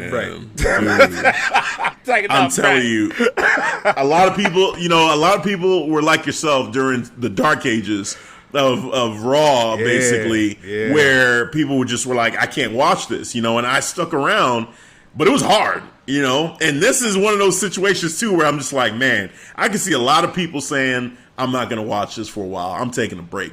I'm taking a break. I mean, there were already things going on that made, you know, Raw unwatchable, you know, and my youngest brother, you know, he was so pissed about Samoa Joe getting released that he just said, I got to take a break from wrestling for a while because this shit just pissed me off. Did you tell him about the zombies? No, we're not talking about that. Don't do it. Matter of fact, don't even tell him to listen to this episode. I'm not. No. I don't. No, that's because he'll be gone again. Like that's just it. This is not the one to return for. Don't do it. At least not this match. Because the unfortunate thing about all this is this match was bad. Like this whole thing was bad. It was, but it was surrounded for me by a lot of good. It was, and that's the bad part about it. Like, wow, you guys you fucked up a good thing. You guys was on the road. Rhea Ripley, Asuka, Charlotte, that shit was slapping. Yeah. Man, Rey Mysterio, Dominic, great storytelling. You know, Bianca Belair, Bayley, holy shit. You know, the triple threat between Bobby, Braun, and Drew, and then the main event between Cesaro and Tribal Chief. Dude. You just delete that matchup, you know, early grade. I mean, this for me was an A pay-per-view. Easy. You know, without that match, it's an A pay-per-view. Like, it's just mind-numbing. Like, why would you do it? It's like you're sabotaging yourself. Like, it's self-sabotage. Why? But I should have treated it as a bathroom break. Oh, I wish I did. I wish I did, but it was sad. I just couldn't get. It's 7 minutes total. 7 minutes and 1 second. That's a bathroom break. I just took. To your point, I should have took a shit. So I should have. But to your point about like you got people talking, for me, I couldn't take my eyes off the screen because I couldn't believe what I was seeing. Yeah. But not for good reasons. For bad reasons. Yeah. Like I'm watching, and I'm just like, oh my god. Oh my god! I was just laughing my ass really? off. I wish. And the last part too, when they just consumed the Miz, I said, "He better be dead. He better never come back." With what you just did right here, that Miz is gone. Yeah. He's just retired. We'll never see him again. Well, we're not going to see him for some time because unfortunately, during that match, he tore his ACL. So. Oh my God, that's crazy. Because he's never been hurt before. No. Like legit hurt. Like this is first. I think he's been 15 years in the game, no injury. Wow. This is a huge injury too. See, this huge is because they brought fucking zombies. Yep. See what happens? See what happened, Vince? That's what it took. Overproduce. Mm-hmm. Damn. So now Morrison, this is. I guess the one thing about this is now Morrison gets to stand out on his own a little bit. Yeah. And we could see him as a singles, competitor more so. The Johnny Drip character can evolve, as a solo act. It felt like we were kind of heading down that road anyway. Maybe a split was coming for Miz and Morrison. But now we get it no matter what. Like now it's just with Miz gone for a while. Morrison will be on his own 2 feet. And he and Damian Priest are finally done. Damian Priest is moving on after that Monday Night Raw victory in a regular lumberjack match. So, now we could see, both of these characters kind of move on to bigger and better things, hopefully. So we'll see. Yeah. But enough of that. Yes. Let's get to, we had to get that out the way. Now let's talk about some Flush it down good the shit. toilet. Yes. It's done. Out of sight, out of mind. Yes. We're going to act like it never happened. All right, so WrestleMania Backlash recap. All right, let's get into this. Now it officially begins. And now it officially begins. I had to get that bullshit out the way, but now let's officially begin. Full disclosure, didn't see the Sheamus Ricochet pre-show matchup. Clean victory for Sheamus. Yep. It was cool even hearing Ricochet was on television and in the matchup, so I was kind of sad I didn't see it, but we did get it on Raw right after in a rematch, basically, and Ricochet looked good. I gotta say, man, even though it was a clean loss, I felt like it was cool seeing Ricochet, his promo too, like in the back, he was having fun, and we've talked about his promo skills, back and forth on this show, and I think I'm starting to see him just get more confidence and more comfortable on the microphone. And then even, he had the jacket, he had the hat, he was doing a little dance on the entranceway. I was like, all right, cool, Ricochet, I like this. So yeah, man, it was a fun matchup. Sheamus got the clean win again. Yes. But I think it's a great, sign of things to come, hopefully for Ricochet. But, pre-show matchup wise, they had that match. It was what it was. 7 minutes and 12 seconds. Sheamus got the victory. We didn't make predictions on that match. So leave that one as it is. The first official match for WrestleMania Backlash proper was the triple threat match. Rhea Ripley, the defending champion, versus Asuka and Charlotte Flair. All right, so for predictions, you had Charlotte Flair, right? I did. All right, and I had Rhea Ripley. Rhea Ripley retaining. Yes. What'd you think of the match overall? Man, match was fire, bro. Just the chemistry. I was very surprised, very shocked from the chemistry and the cohesion between these three ladies. Like, they was all just all in synergy. Just, man, they were like, all right, we're in our group right now, man. Just just some of the movements I seen between Charlotte and Asuka, or just in the first 5 minutes, man, or first, I should say 10 minutes in the match, just the sequences they were just going through, and it seemed like they was doing a dance. It seemed very natural and organic, so that's why I enjoyed too. Charlotte, of course, looking like a star, and I did like her gear too, the Cruella de Vil That was cool. That's what I got the vibes. So I think she was going for, if I'm correct. But yeah, man, it was a good match, man. The colors kind of fit WrestleMania. I feel like that may have been the gear she would have wore if she wrestled at WrestleMania, because it was like the Tampa Bay Buccaneers colors, the red, black, and like white, like that whole color scheme. But it was a fun match. This was a fast-paced, fun matchup. Rhea Ripley, I think this was the best of Rhea Ripley that we've seen since she's been a part of Raw. She put Asuka away. Yeah, she just, and I love so I'm still not a fan of her being a heel, but I do love the attitude that she's showing right now. And just talking smack and, just getting really just aggressive in the matchup. When you say brutality, this is my brutality. She's showing it. Yeah. She's showing it in the ring. So I love that. Charlotte is Charlotte, man. I feel like Charlotte doesn't have a bad performance. No. She just doesn't do it. So she always brings it. That's so kudos to her. That's why I went for her, man. She's right. Hey, 14-time champion. Not 14, 13. She's going for 14. She's going for 14. Well, she'll be at like 20 before it's all said and done.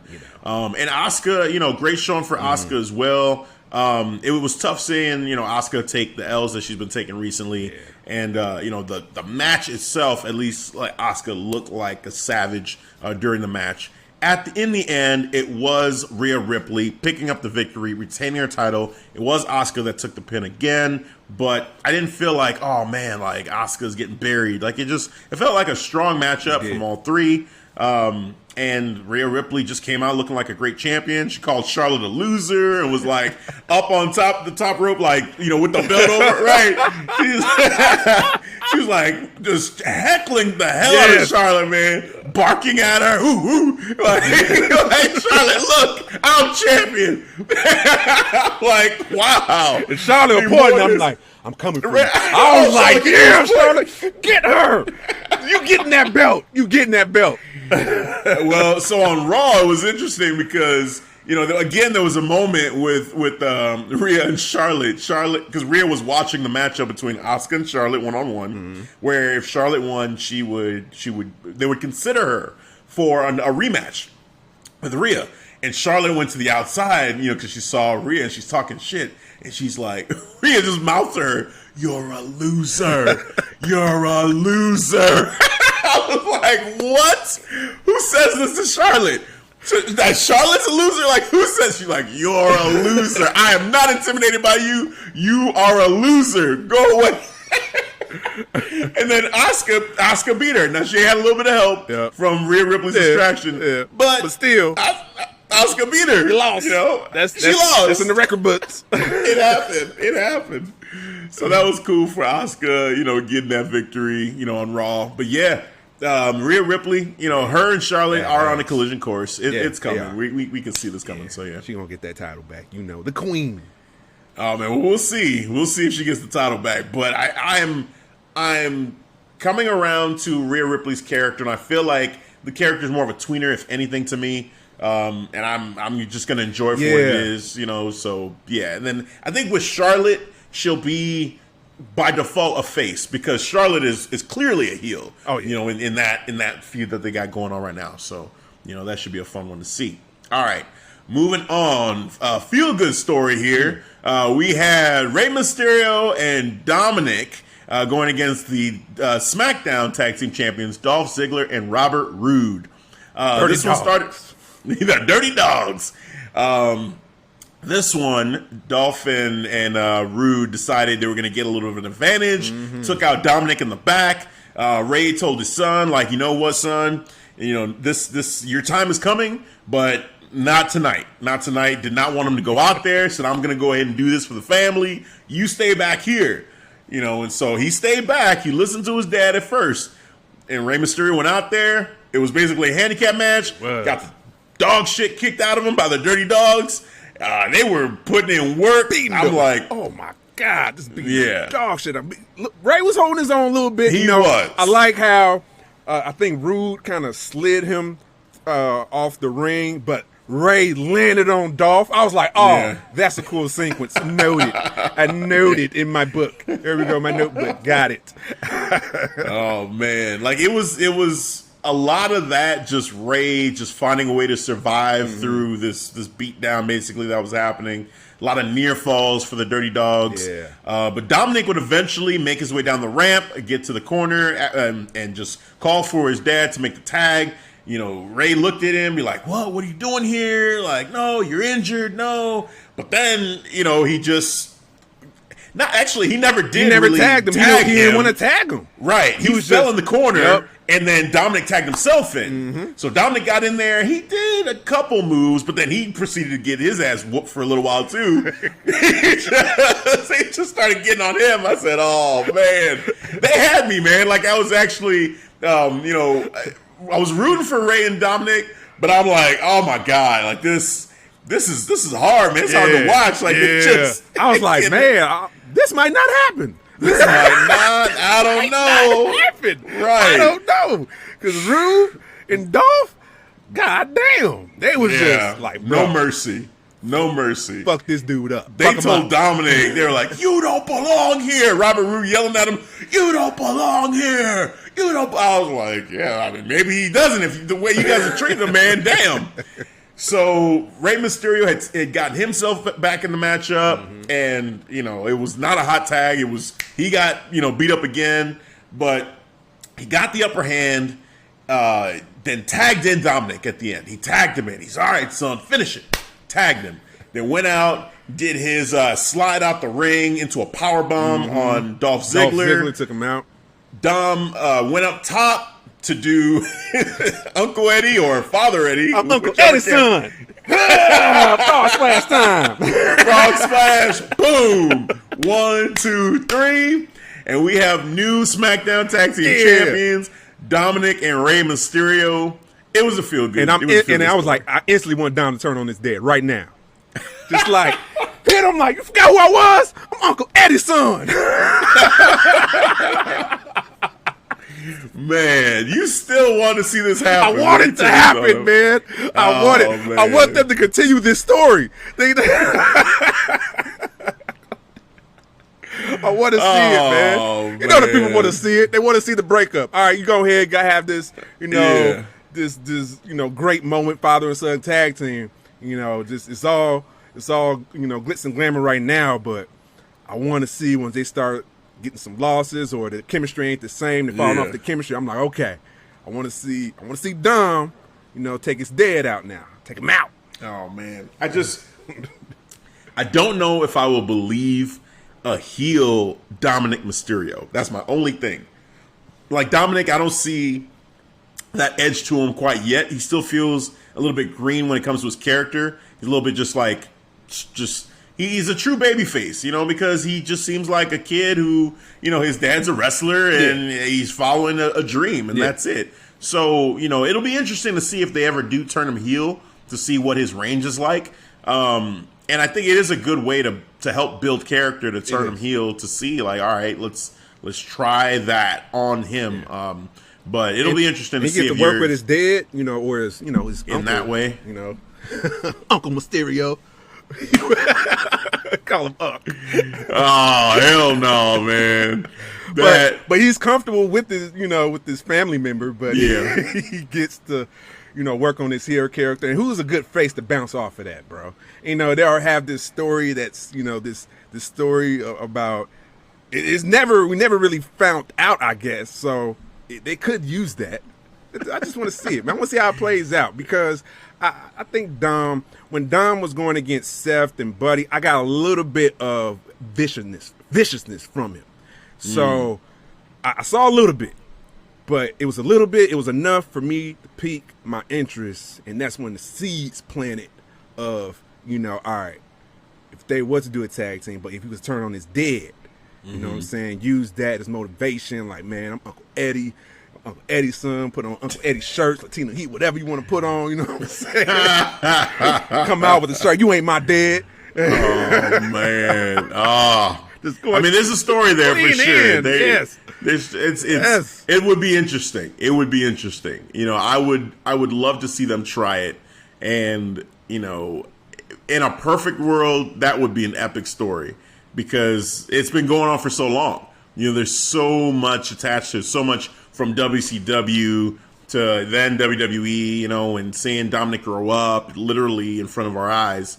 It could be a really deep, emotional story. And Rey Mysterio's performances, too, have been amazing, you know, from an emotional standpoint. Yes. So to go from this highest of highs with Dominic to then flip it to the lowest of lows with Dominic not even calling him his father anymore, calling Eddie Guerrero his true father, that would be nail in the heart or knife in the heart. Yeah, you saw at times how Ray looked like he was just, you know, when Ray was getting ready to get on when Seth was getting ready to get on Rey Mysterio's wife, and you saw how Ray was acting so passionate. He was like, Seth, don't take me. Like, I could see that, you know, giving his son that same emotion. You know what I'm saying? Just breaking my if Dom is gonna break his dad's heart, like, you're not my dad. You know what I'm saying? Like, he just clowning him, like, how can you be my dad, man? I'm taller than you, bro. You know what I'm saying? You hopping on my back like you a little kid. You know what I'm saying? like you my son, bro. You know what I'm saying? Oh my God. I'm gonna edit something. Remember that. Man. Hey, we'll see. We'll see. Only time will tell. But that would be, like I said, in the perfect world, that storyline, that'll pull on the heartstrings for sure, man. So we'll see. I'm rooting for that story for you to be able to see that. I think we'll all enjoy it. But you definitely have been pulling for that for a long time. Sometimes I love to see, I love good wrestling drama stories, man. It's captivating. Like, you got Tribal Chief and his family drama going on, bro. Yep. That's like top story throughout wrestling. That's the top story to me. Yeah. No, I can't even disagree with that. Story-wise, that's the biggest storyline going on in wrestling for me. You know, like, that's the one that I'm most excited about across brands, across AEW, NXT, WWE. Like, that's the one that when I see SmackDown, you know, or when I'm watching other stuff, I'm comparing it to that. Like, could they do something like that with, like, you know, Miro or, you know, with Kenny or someone like that in AEW to be at that level? You know, sometimes I think about that, you know, because it's just such a great story. But we'll get to that one here in a little bit, man, because that's the main event for us here. But let's get to the SmackDown Women's Championship matchup. Bianca Belair, the champ, going against Bayley, the longest reigning SmackDown Women's Champion of all time.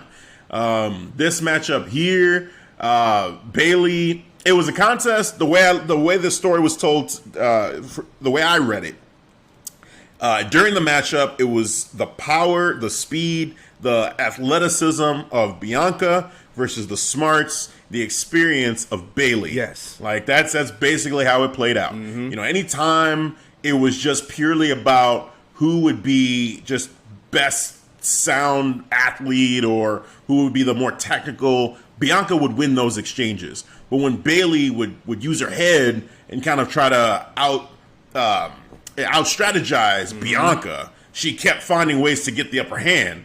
And it seemed like that was winning out. Like, at the end of the day, Bayley was real close in this matchup to pulling this off, raking the eyes, you know, using the ropes and all that. Like, she was trying, man, and the little things she was doing. I'm like, okay. And it wasn't until Bianca at the end decided, you know what, maybe I got to think along these lines too. You know, when you had Bayley use the hair to set up her finisher, and then Bianca reversed it and then used her hair to seal up the pin. Yes. I'm like, ooh, that was good. That was good. I like that. And I loved Bayley immediately getting pissed off about that. Even though during the entire match, she was using, like, cheating and, you know, using all these heel tactics to try to get the win. The minute Bianca used that heel tactic the one time, she went straight to Michael Cole. She said, hey, replay that right now. Put it in your notes. She cheated. He went to the referee. She used the hair. I was like, oh, this is perfect. Yes. Bayley just, you're awesome. She owns her character, bro. Yes. She owns it, man. Like, when I was watching, Bianca's a loser on the back of her head. Oh. When I was watching this match, you broke it down so well. So I'll just talk about it from a character standpoint, whatever it remind me of. Yeah. Like, Bayley's heel character, the energy vibes I get is almost similar to like Triple H. Just bad ass heel. I'm gonna use every trick in the fucking book to get so I could get at least one up on you. And that's the vibe I was getting. I was watching like in a very experienced worker. And that's the vibe I got from Bayley, man. And then hats off to Bianca, man. She is truly the face of the women's division right now. She took it. She's taking the bull by the horns. She's running with it. I like you said in the first 5 minutes. It was crazy because you saw how Bianca was just overpowering Bayley, and Bayley had like no answer. And you was trying to figure out what Bayley was gonna do. And when she figured it out, I was like, ooh, I like that. I like that. Yeah. But man, just big props to Bayley with her heel character is working. Going against Bianca, and Bianca, man, you know, just she's taking the world by storm, you know, as SmackDown's women's champion, and doing a great job. You know, she haven't lost any momentum. She still has that momentum and just running with it, man. Yeah, man. I think that's a great comparison. Going back to that Triple H comparison, anytime I think about Triple H, I also think back to someone that inspired him and Ric Flair, you know, and just how, and I know it's high praise to compare like Ric Flair or Bayley to Ric Flair, but very similar in terms of like, it's not, Ric Flair was never the, you know, most athletic in the ring, like whoever he was with. It wouldn't be like straight up wrestling or straight up overpowering somebody. He would always use strategy. He would always use tactics. He would do whatever it took to win, and then he would not let you forget it when he did win. He would not let you forget that he's the best, he's the greatest, like just that mouth, like he just would not shut up. He just won't about how great he is. And, you know, Bayley has that. You know, Bayley has that same energy, that same vibe. You will never forget she's the longest reigning SmackDown Women's Champion. Never. You will never forget. If you're a new fan to wrestling, you would know.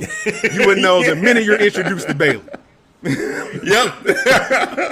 So, and I love that. I love that. So the Triple H comparison, I think that's perfect because, you know, he too, you know, got that from a Ric Flair type, you know, where they will do whatever it takes to win, you know, and then in terms of just boosting themselves up after the fact, it's like, yeah, no matter how they get the win, it doesn't matter. The fact is they are champions and they have many accolades, and you will know it. They will make sure you know. Put some respect on their name, regardless of how they got it. Do it. So yeah.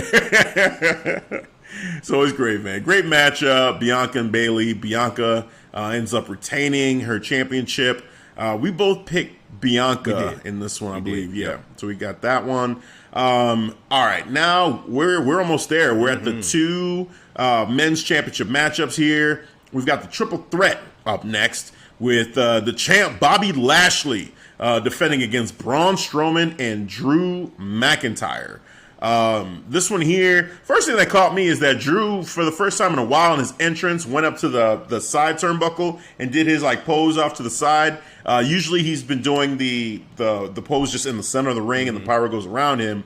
It was kind of a callback to just his persona before the big push. You know, like the persona that we kind of both grew to be like, oh, this dude is epic. Like when he was a heel, you know. And there were some moments in this matchup the Scottish Psychopath. It kind of felt like that, like when he showed up with Dolph. You know, when they were tag team, like he had those vibes a little bit, even during the matchup. Yes, in the beginning of the match when he tagged up with Bobby. They was like, shit, I ain't no dummy. Let's put in work, bro, together. Right, exactly. I was loving it. Loving it. It's funny because one of the things that I was looking for from Drew was maybe a little bit of change in his character. You know, maybe a heel turn I think would be good for Drew. But this right here was kind of like the closest thing we would get to that without him actually turning heel was him partnering with Bobby Lashley. And sure enough, they worked together.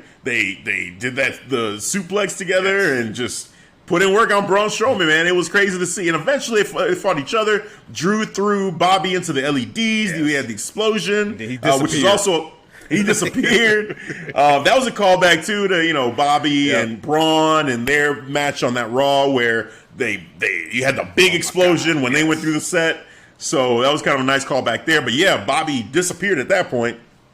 Then you got Drew and Braun just destroying one another after that, just going back and forth. They were stiff, bro. They were stiff.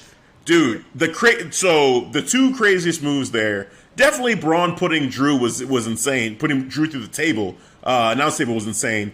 But the Michinoku driver from Drew McIntyre on Braun Strowman was insane. Bro, he made it look so easy. Dude, right. I was just about to say that. He was like, bloop, bam. I was like, where the fuck did this come from? Right, where did that? He treated Braun like he was a lightweight, bro. He didn't even struggle. He was like, oh, let me take a step. Oh, hold on. Let me take a step back. He actually, like, nah, here we go. Boom. Right. I couldn't believe it. That was the most shocking move to me of that match. Yes. You know, and that's saying a lot too. It is, given all the things we were seeing. Yes. Like I said, a little after that, we saw Braun Strowman just power Drew through that table. It looked like Drew maybe was going to set up the Claymore, and then Braun caught him just mid-move and just went right to the powerbomb. I said, wow. And then he ripped off his shirt, and he's like, like, you know, getting ready to win the title. I said, man, maybe he's going to do this. No. And he's like, that's it. I'm done. And then he got Claymored in the middle of the ring. When he said that, I was like, oh, shit. And then out of nowhere, Bobby Lashley shows up. It's Bobby, bitch. Thanks a lot, Drew. Grabs him, tosses him out the ring. Thank you kindly. Goes Braun Strowman, gets up, gets speared. 1, 2, 3. I said, wow, man. That's how you Bobby do it. did it. That's how you do it. That was good, man. So this match for me, this was actually my match of the night. Overall, just because the intensity of this match, the speed of this match, I did not expect them to go at this pace. I thought it would be a little bit slower. You know, sure, you'd see some big moves, but they actually surprised me with just the way that they went at it, man. I'll say they both can go. I'll say all three can go. And then Braun, you know, he's in phenomenal shape, so he's quicker, he's lighter on his feet. So the speed was just amazing, man. It was amazing. Yeah. Braun off the side of the ring. So you had Drew and Bobby on the outside. And then out of nowhere, you just see Braun come flying at them, doing a senton to the outside. I said, what is going on? He almost fucked up. You almost fucked up. Because I was trying to understand what he was. I was like, was that a blockbuster he was trying to do? Like, I'm like, what the fuck was he trying to do? What the hell was he trying to accomplish? I was like, maybe it's a senton. Because it looked like he was trying to catch their head. So he was kind of rolled, flipped over. I was like, maybe it was an ugly ass blockbuster. He just couldn't complete it all the way, turn it into a senton. That's interesting. Okay, because when I watched it, I didn't think that at all. I just thought, man, like senton, and the athleticism from a guy that size to, you know, do a senton running off the side of the apron right there. It just looked cool the way it was, regardless. But that's a funny point that maybe he was trying to do a blockbuster. Because it looked like he was curling his arms as he was flipping over and trying to grab their heads, but he couldn't. He was like, oh shit, well. Yeah, it's a senton. Hey, it worked out because for me it was a scary move to see. I saw it, I was like, "What? A dude that size coming at me like that?" I just be like, "All right, man, I'm done. I'm out." Which actually reminds me too. I don't want to forget to bring this up. In the first matchup, Rhea, Asuka, and Charlotte. Charlotte had a moment where she did the natural selection to both Asuka and Rhea. Yeah. And then she proceeded to try to stack and pin Asuka and Rhea. I said, no, don't you dare. Don't you dare. I'm glad you brought that up, bro. I was like, you ain't no tribal chief. You ain't the tribal chief. You trying to be tribal chief of the women's division? No. That is not happening now. Yes. Yeah, she tried to stack. She did. I was like, nah. She tried it. She was putting both of them. She stretched out. I said, no. One of you better kick out. I'm like, that ain't riding. That ain't riding. That's not flying. Oh, man. So, yeah, man. It was a moment. I just had to bring that up before I forget. So, yes, and I guess that's a great transition into the main event. It said Bobby Lashley retained his WWE Championship. Now we go on to the main event. Roman Reigns, the Tribal Chief, going against Cesaro. So this match, well, actually, yes, Devin, yes, you break this one down because this is where are your manners, your Tribal sir? Chief. Exactly. This is your Tribal Chief. So because go for it, man. I was about break to this say, one down. I know he ain't just about to just go right in and just straight. No, man, I'm flowing right now. But I'm like, no, let me pause. Go ahead, man. I was like, it's sir, all you, sir. So, I got to talk about his music again. I'm in love with this man's music. I am so in love with this man's theme music. It's so godlike. It comes out, then the beat change, and he just comes out with this fucking swagger, bro. The belt and in the 8K, when they got the 8K in the inches, I'm like, bro. Yeah. Bro, I'm like, he looking real tough right now. And it's just a straight good image, and you got Paul just always staring the shit out of him as he's walking by. But now, real quick in the music, do you? Because when I listen to the song, I feel like they still did use parts from the Shield music. They did. You're not the only one. I hear it. I hear it. Because after the guy like music, and then they switch it up, you hear that dun. I'm like, I'm not stupid. Yeah, yeah, exactly. I'm like, they use little parts of it. I'm like, okay, that's cool. I like it, man. It's a good use of it. Right, it works. Because I always like that dun. Yeah.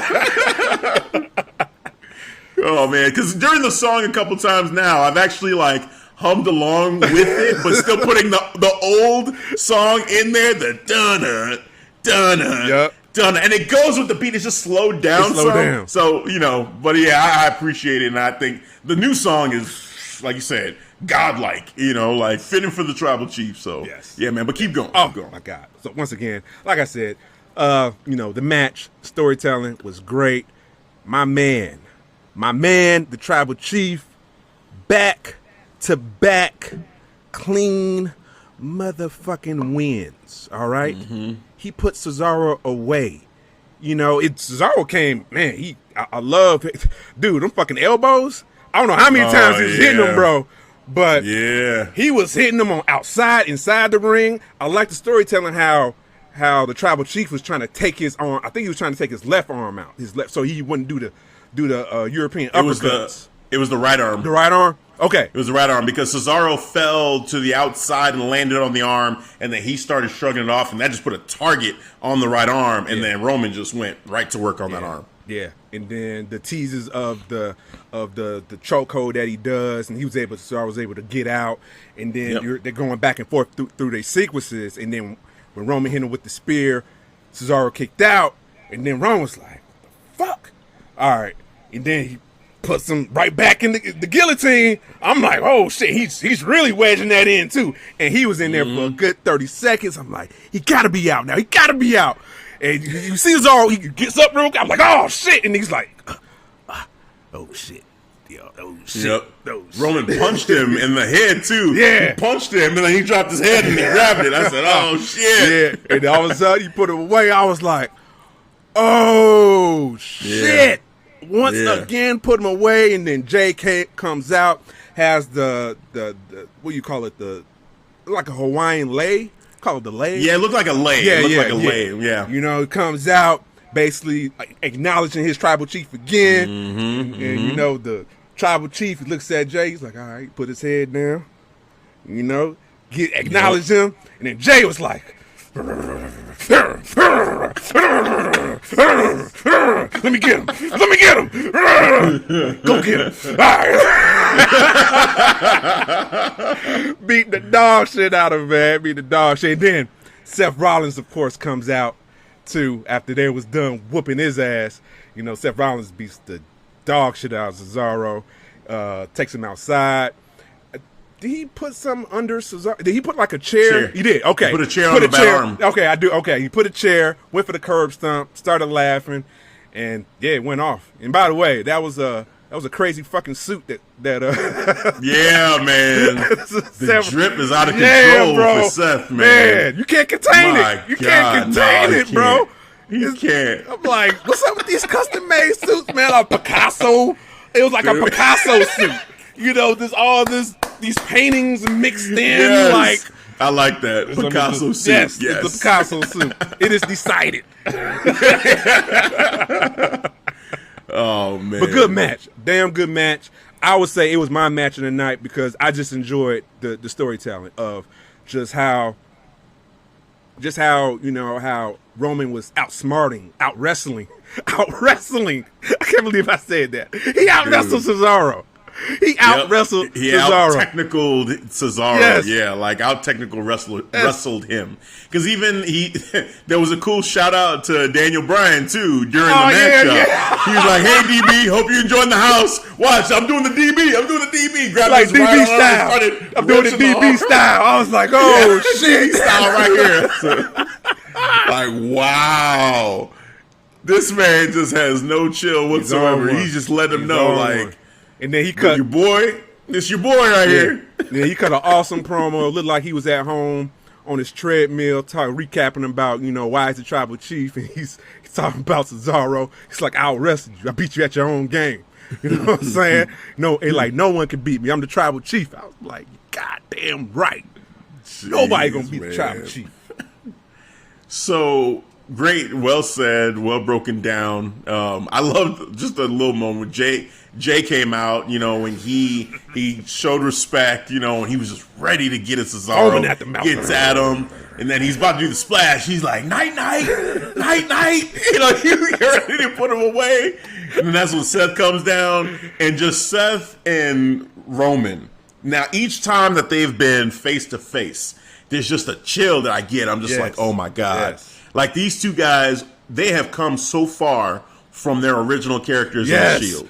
And now to see where they're at now, both of them, holy shit. Like, I love the idea of having them be in the same room at the same time, but not actually fight or do a story with each other yet. I love just kind of subtly crossing paths a little bit. Yes. I like that. That's a nice touch. Because eventually I do want to see them do something together, but just not quite yet. Let's just build this up. Possibly SummerSlam? Maybe. I would be cool with that. I'd be real cool with that. Me too. Seth Rollins versus the Tribal Chief Roman Reigns. That's a money match. That's a money match. I'm like, take my money. My God. I'm like, take my money. Take both of my money. Right here. Here we go. Dude, man. And I don't even care. Like, I do not want any one of them to change the way they are for the sake of that story, because they both be heels, but I'd be cool with it. Like, I want to see what these two guys would look like going against each other just as they are. Oh, man. Like, what a it's just great to see these two guys' evolution, man. It's just been awesome. So the other side of this story, the fourth part of this story, I guess you would say, well, I guess fifth, because Cesaro is in there too, but Jimmy. Yes. Right, Jimmy, because we've talked about, Jay, we've talked about Roman, we've talked about Cesaro, we've talked about Seth, but Jimmy is on one right now. He ain't nobody's bitch. He's got the t-shirt that proves it, and he's getting on like Jay shirt, left and right. You like the shirt? Hey, cuz, you like my new shirt? I said, wow. So where do you see, I think we talked about this before, but now given how we've seen it evolve a little bit more, where do you see this going for Jimmy and Jay and Roman? Oh my God. I don't know, and the fact that I don't know is good, because this story could go any way. It can, the Usos could split up. It can legitimately split up as a tag team now, or Jay remains at the tribal chief side and Jimmy go do his own thing and as a singles run. As he builds up his singles career, it's weird. Or Jimmy decides to finally get in line and acknowledge the tribal chief, and we get our bloodline faction. Yeah. What do you want to happen? I want the bloodline faction. I want that. I want Jimmy to acknowledge the tribal chief, because right now he is just so disrespectful. He is. this man is on one, bro. Interrupting the tribal chief 2 weeks in the motherfucking row, bro. No, sir. Best believe, man. My tribal chief noted that. He noted. He's like, noted. Two times, back-to-back weeks, interrupting me. Noted. I'm getting that ass.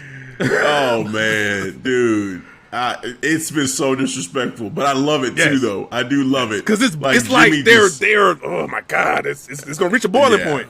It's going to. It's you can feel it. You can feel it just bubbling up. Like, Jimmy, what are you doing? Each time he does it, I'm like, Jimmy, no, Jimmy, no. Tribal Chief talking. Far, man. All of a sudden, you say, "Ooh," so I'm like, shit. Shit. Yeah, because I'm like, I feel bad for you, like, because I want you part of the bloodline, but I want you I want you at your own will, not like he gotta beat your ass so you can understand. That's what it's gonna take. Right? He'll never do it on his own. He's gonna go the J route. He's gonna have to, and I wouldn't be surprised, honestly, if Roman makes Jay do it. Like, Roman's gonna make Jay be the one to get him in line. Like, you gotta do that, and they're gonna have a match, and Jay's gonna have whoop to his ass. Right, and Roman's gonna be watching, and he's gotta prove himself to Roman while getting Jimmy in line. And yeah, man, that's gonna be some master storytelling right there. The way they've been going, be emotional. It's gonna be emotional. It's gonna be emotional, bro. Like, everything we saw in the Jay and Roman matchup, and in that Hell in a Cell match with the emotion, the tears coming from Roman Reigns, like that is gonna be that, but then even heightened more because these two are legit brothers. They've been in a tag team for so long. You see the love they have for each other, and you see that Jay just wants him to fall in line because it's for the family. And you see that Jimmy is trying to convince Jay that Roman is bad for him because he just, the way he treated him, and he loves Jimmy so much, he just is pissed off to see his brother like this. So they both are doing this out of love, but it's going to come to a head because either Jay falls in line with what Roman wants and breaks Jimmy, or Jimmy is willing to refuse this so badly that he beats Jay just to stop, from being forced to fall in line. Yeah. Like, there's no way around it. Like, one of those two things is going to end up happening the way we're going. Like, they're going to face each other, and it's either Jimmy's beating some sense into Jay or Jay's beating sense into Jimmy for this to go forward. I think the Tribal Chief is going to tell Jay, you're going to have to make an executive decision right here. Like, this is the turning point right here. This is it. This is it. Yep. You know what I'm saying? Yep. Like, get your brother in line. Yep. And maybe he'll get him in line by what is it, Hell in a Cell to next pay-per-view? Oh, man. So, you know what? And what's funny too is that's where all this started. Also, where Jay was forced to fall in line was Hell in a Cell, and here we are. I think it's Jay versus Jimmy, Hell in a Cell. Let's just make. I don't think Roman needs to be. He don't need to be like part of a match. Not like he don't need part of a wrestling match, but he could be part of that match, like outside. You know what's going to happen? I can already see it. It's basically, me and my brothers, we joke that, if you were to make a video game character represent Roman Reigns, even when he was a face, we used to say Shao Kahn. Like, he was like Shao Kahn in the WWE because he just was OP as shit, whatever. But the way I see this match going on, it's like Roman Reigns, they should just build like a throne for him. Just to sit in to watch this match. And he could just be there with the freaking lay and Roman Reigns on his side and just sitting there like Shao Kahn being like, round one, fight. And they're in the Hell in a Cell. They drop the cell and just let these two go at it. And he's just sitting there just watching these two beat each other's asses for his viewing pleasure. I would love that. I would love to see that. I would love to see the aesthetics of that. Just I want to see the throne. I want to see the Tribal Chief sitting there. I want to see Paul Heyman not paying attention to the match, but paying attention to the Tribal Chief. Looking at him like.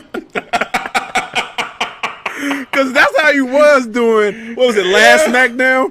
And my man, he was holding the belt, but the TV's that way. Roman's sitting there where he's like, showing the belt like this. Oh, shit. Just Yeah, oh, shit. You don't like what he's seeing. Oh, shit. Oh, man. Yes, dude, I need that. I need that. Just have him in the background watching this happen from a throne. Just fight. Oh, man. Yeah, man. This story's great. You know, long-term storyline that they're telling right now with this family is just awesome. And there's just so many more chapters, and I'm just so excited and looking forward to it.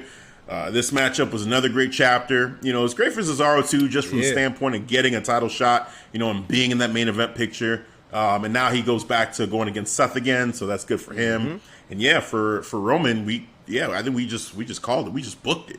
Like, it just makes sense. Like, Roman just watching Jay and Jimmy fight to, you know, to figure out this whole thing between the two of them and how their relationship will be with Roman Reigns. So it just makes sense. So definitely excited for that.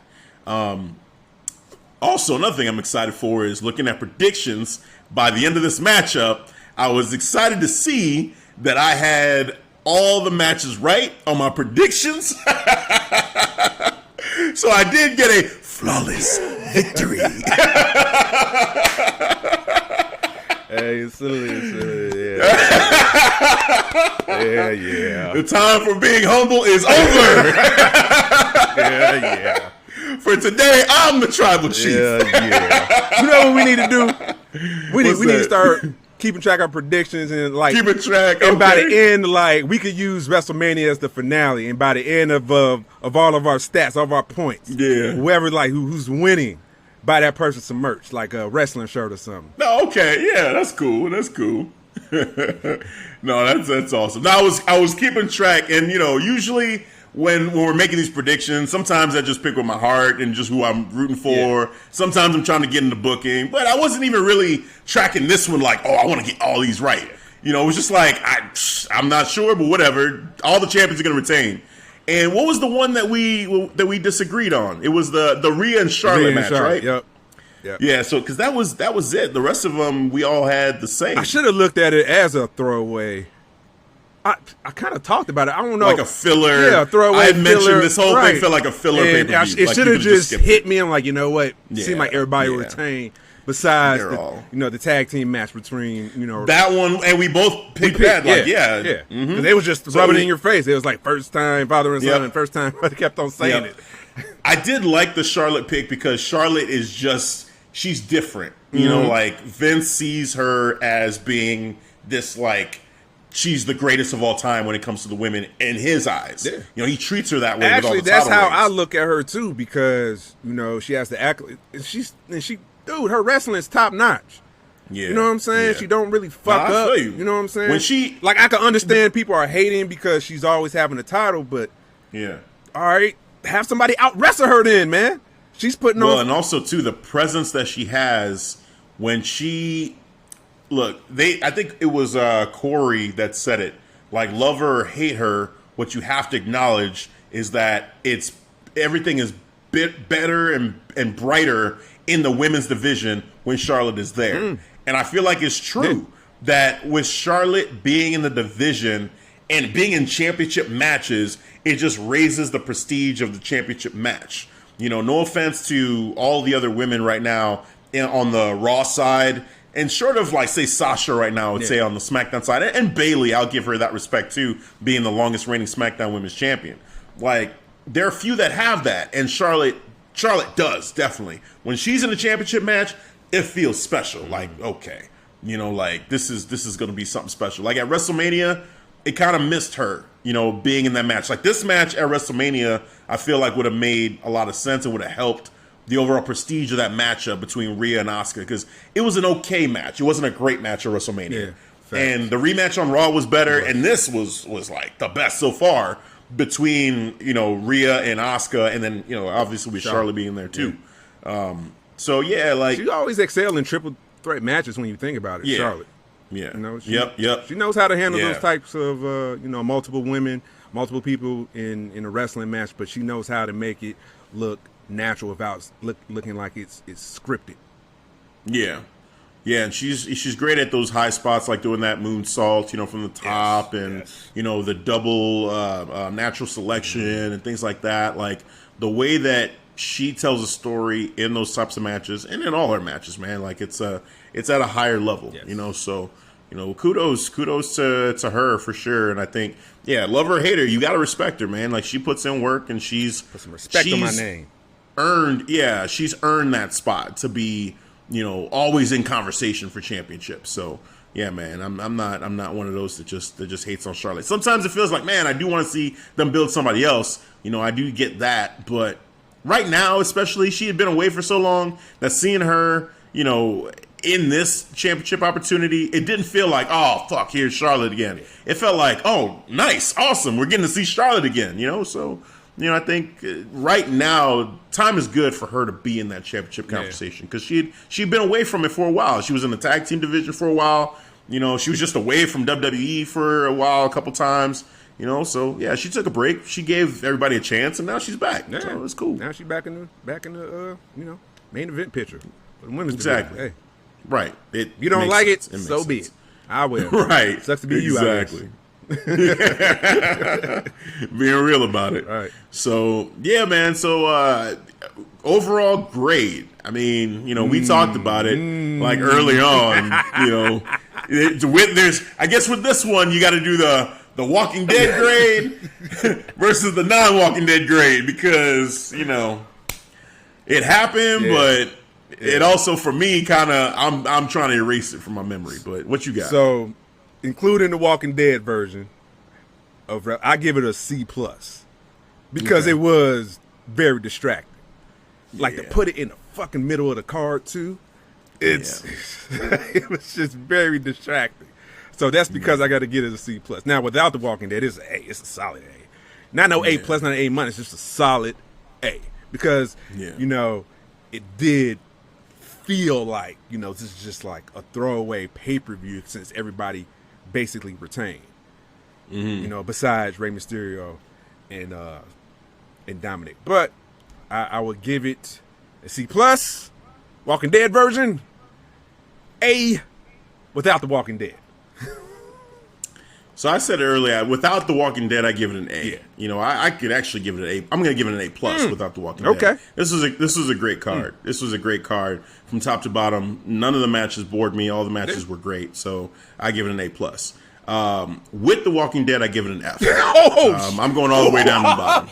I'm giving it an F. So, and the reason why I dropped down that low is because a lot of people that I talked to, the thing that people are talking about, like you said, that gets people talking, the thing that sticks with people the most and the people that have been mostly talking about from this show has not been the great match that Roman Reigns had, the Bobby, Braun and Drew. It's been not even our Facebook group. It was like, how come nobody talking about my tribal chief? Why we stay stuck on this motherfucking zombie shit? Everybody, like you said, it got people talking, but I feel like it got them talking for the wrong reasons. Because I can't use this and say, hey, get into wrestling because they did this stupid zombie thing. Like, no one's going to watch wrestling. No one's going to watch WWE or watch Raw or watch SmackDown to see more of that. So to me, that's a failure. If with everything great going on, you were able to overshadow that with this stupid commercial basically for Army of the Dead that had nothing to do with any storyline, that's a fail. That's an epic fail. So for me, if I'm adding that into it, it's an F because that's the thing that people are talking about more so than the actual wrestling, than any of your champions. Like, that's just shitty, man. Like, it's just, so, yeah. I respect your opinion. I respect, though you made good points, man.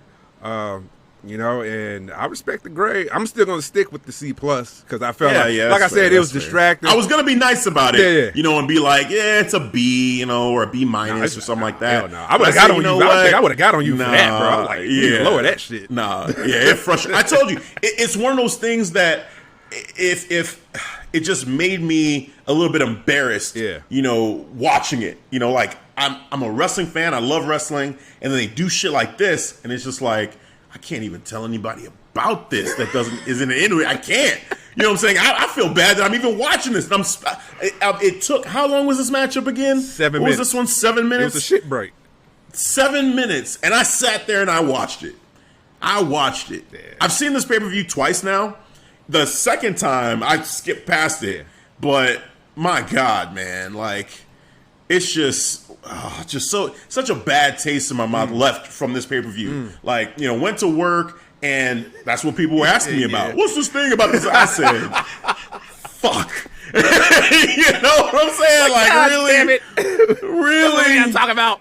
As soon as I walk in. As soon as I walk in. And that's what you want to hit me with. Some people, and some of my friends that watch wrestling, they were like, man, the pay-per-view sucked. And I said, like, in my mind, like we just said, you take that match out, all of the matches were great. Like, the pay-per-view didn't suck. But that one thing right there, I feel like most people are thinking about that when they say that. Yeah. That the pay-per-view sucked because that segment sucked. Yeah, it was. And that's the one that stands out the most, unfortunately. Because in the end, everybody felt it was a cop-out. Like, we get it. You were trying to promote a movie, but to your point, it wasn't part of the fucking story. Had nothing to do with the story. Yeah. Nothing to do with the story. It was like there or something. It was like you wanted to tell everybody, like, all right, wrestling is fake. Mm-hmm. To the point where even Damian Priest doing the arrow thing and Army of the Dead showed up instead of his name. What? What the fuck? It's like, what? Oh, man. Looking like Christian and shit. Yeah, right. What are we doing? What about me? This is his first singles match on a pay-per-view. Yes, that was his debut singles match on pay-per-view, and yeah, that's how he did it with the zombie match. So for trivia, he'll always be linked to that match. That's so bad, yeah, so bad. Up. So yeah, man. Would you rather be in a zombie match or have fucked up Keith Lee music for your debut? I'd rather have the fucked up Keith. It's that bad. Yeah, it's that bad. Yeah, I'll take that because at least I get Keith Lee. Keith Lee's great. Yeah, his music sucked at the time, but it's still Keith Lee, so I could just ignore that for the minute and a half for his entrance. Right. Yeah. That, finding out Adam Cole's music was going to be different, and that initial shock, was like, shit, but I'd rather take that. Yeah. I actually listened to the song recently, and in the song, they actually do have it built in, the boom and Adam Cole, baby. Like, it's a part of the song, so they are thinking along those lines. I still think it's going to get remixed and touched up a little bit. They're not done with Adam Cole's music. Right, it still sounds generic. Yeah, like, they're built... They need vocals. They need somebody. What's that one? That kid's name that does the raps for Josiah Williams. They need him to rap on Adam Cole's new track. They need that because he has that vibe. He brings that vibe. Like when he was with Adam Cole for his entrance and he rapped him down to the ring. Oh my God, nice. That was nice. Yeah. That was awesome. Yeah, I liked it. I was like, that was awesome. Okay. So get Josiah to do some lyrics, give you some bars for that, and I think that'd be a good help to that. There was another thing I was going to ask you too. What do you feel about and this is off topic a little bit, but Moxley's new theme music? Wild thing? Love it, bro. I'm glad. So I'm actually, they changed it, right? Yeah, they changed it. It's like a cover now. Yeah, it's the Wild Thing, the version of it, I think is the Wild Thing version is what's that movie with can't even think of the actor's name. God damn it. Never mind. What other movies was he in? No, I'm thinking about the Wild Thing movie. Not the Wild Thing movie, but the song that was in that movie. It was a baseball movie. Mm-hmm. My God. Oh, Major League? Major League, yes. Okay. Yes. Yeah. I think that's the version they was using. Before it was the original version. When he first came out. Yeah. Now, when he came out this past week, I think it was that version when I was listening to it. It sounded like it was the baseball version. Well, it's definitely feels better now. Yeah. The first time I heard it, I was like, okay, I know what you're going for, and I was trying to get into it, and it was all right. But the second time around with it feels like a more like punk rock version, and I'm into it. You know, I'm into this version, and the crowd singing along, and in my head they're saying Moxley, not Wild Thing, you know, to the song. Like when we get a full crowd, down, yeah, down, down. You make my heart sing. Down, like, yes. You make everything groovy, and then he does the little thing, that little walk, groovy. That's what I picture. Like when we get a crowd, you know, like a full crowd, you know, like that. Oh man, Double or Nothing. Because Double or Nothing, is that going to be full capacity? Yes, it's going back to full capacity. They got a stat card, so I can't actually wait for that, man. That's going to be awesome. I can't wait. Even though I said, you know, the last pay-per-view made me not want to purchase the next pay-per-view, just the way the card is, and I've been watching Double or Nothing, I would pay for. Double or Nothing, the card is stacked. I like it, like what Miro's doing. I like, you know, I like what AEW's doing within the matches, man. Some shit they got to work on, but within the matches, the match card, I like what they're doing. Man, we forgot to talk about what John Moxley and Eddie Kingston did at the end of that match. Oh, stealing their shoes? Get his shoes, B! That's all I heard, man, in my head. Some New York shit. That was great. And then Eddie Kingston started taking their socks. And I said, he's taking his socks too? Oh my God, man. This is some straight up, like, it was hilarious. Eddie Kingston is a guy who just continues to grow on me every time I see him. Like, that was hilarious, man. Like, I can understand taking the man's shoes because those are the Jordans, right? Yes. That he took. Yeah, the Jordan yours. I think that was Dior, Jordan Dior, something like that. Yeah, but then he's like the socks too. I just that just put it over the top. I mean, put them in his pocket and he was like laughing. You know? Maybe he'll resell it as a bundle package. You know, I got shoes and socks. You know, I got shoes and socks here. Won't be surprised if I catch Eddie in New York, man. Hey, in the corner, shoes and socks. I got shoes and socks. Get them now, shoes and socks. Oh man, that's awesome. So yeah, just. They're pure entertainment right now, man. Those two, I wouldn't be surprised if they won those tag team championships, honestly. You know, because they just have great chemistry. They're over. I mean, we'll see. Yeah. Predictions, that's going to be fun. We'll save that for the predictions because, there's a lot of matches to break down for that. But for this, we have come to the end. A little bonus section there at the end after WrestleMania Backlash recap. But we've gone through AEW, NXT, and WrestleMania Backlash. I wonder if we'll get any more WrestleMania. So this one is not WrestleMania Hell in a Cell, is it? No. Just Hell in a Cell. And then after that, I believe the next month, not next month, but the month after the Hell in a Cell is when is when they're trying to get fans back for Money in the Bank, bro. Because July, I think they said by July they're going back on tour. Yep. Because I think AEW said that, and then they followed up and said they were going to do it around the same time. So that, oh my God, Money in the Bank, full crowd. Getting a crowd. Yes. Oh, I miss having the crowds at the arenas, man. I really do. Like, I'm just so sick and tired of this fake crowd noise at this point. I'm just over it. I'm just over it. Like, I need the tribal chief to interact with the crowd like he did at WrestleMania and be like, oh, they missed me. I need that. Holy shit. He had the stairs on the place standing on the stairs. He was yes. He would do so great with the crowd right now. Hey. I want them to boo him, and I want him to love it and just be able to give it right back to them. Like, it's just... I know they're waiting for... I think Chicago already opened up because we got, like, baseball stadiums that can go up to 60, like Wrigleyville and... I still call it Comiskey. I'm sorry. Southside. Yeah, it's fine. I can't call it... Yeah. I don't even know what it's called because it's not U.S. It's not U.S. Cellular anymore, man. It's something else. But it's Comiskey to me. It's Comiskey. I'm sorry. That's how I grew up, Chicago. Hey, like Sears Tower. Willis Tower? No, Sears Tower, bro. Yeah, no, it's Sears Tower. Right. Still Sears Tower, right? You know, forever. Willis Tower. No, sir. Sears. Oh, man. Sears Tower. Actually got fucking sidetracked. What I was talking about, bro?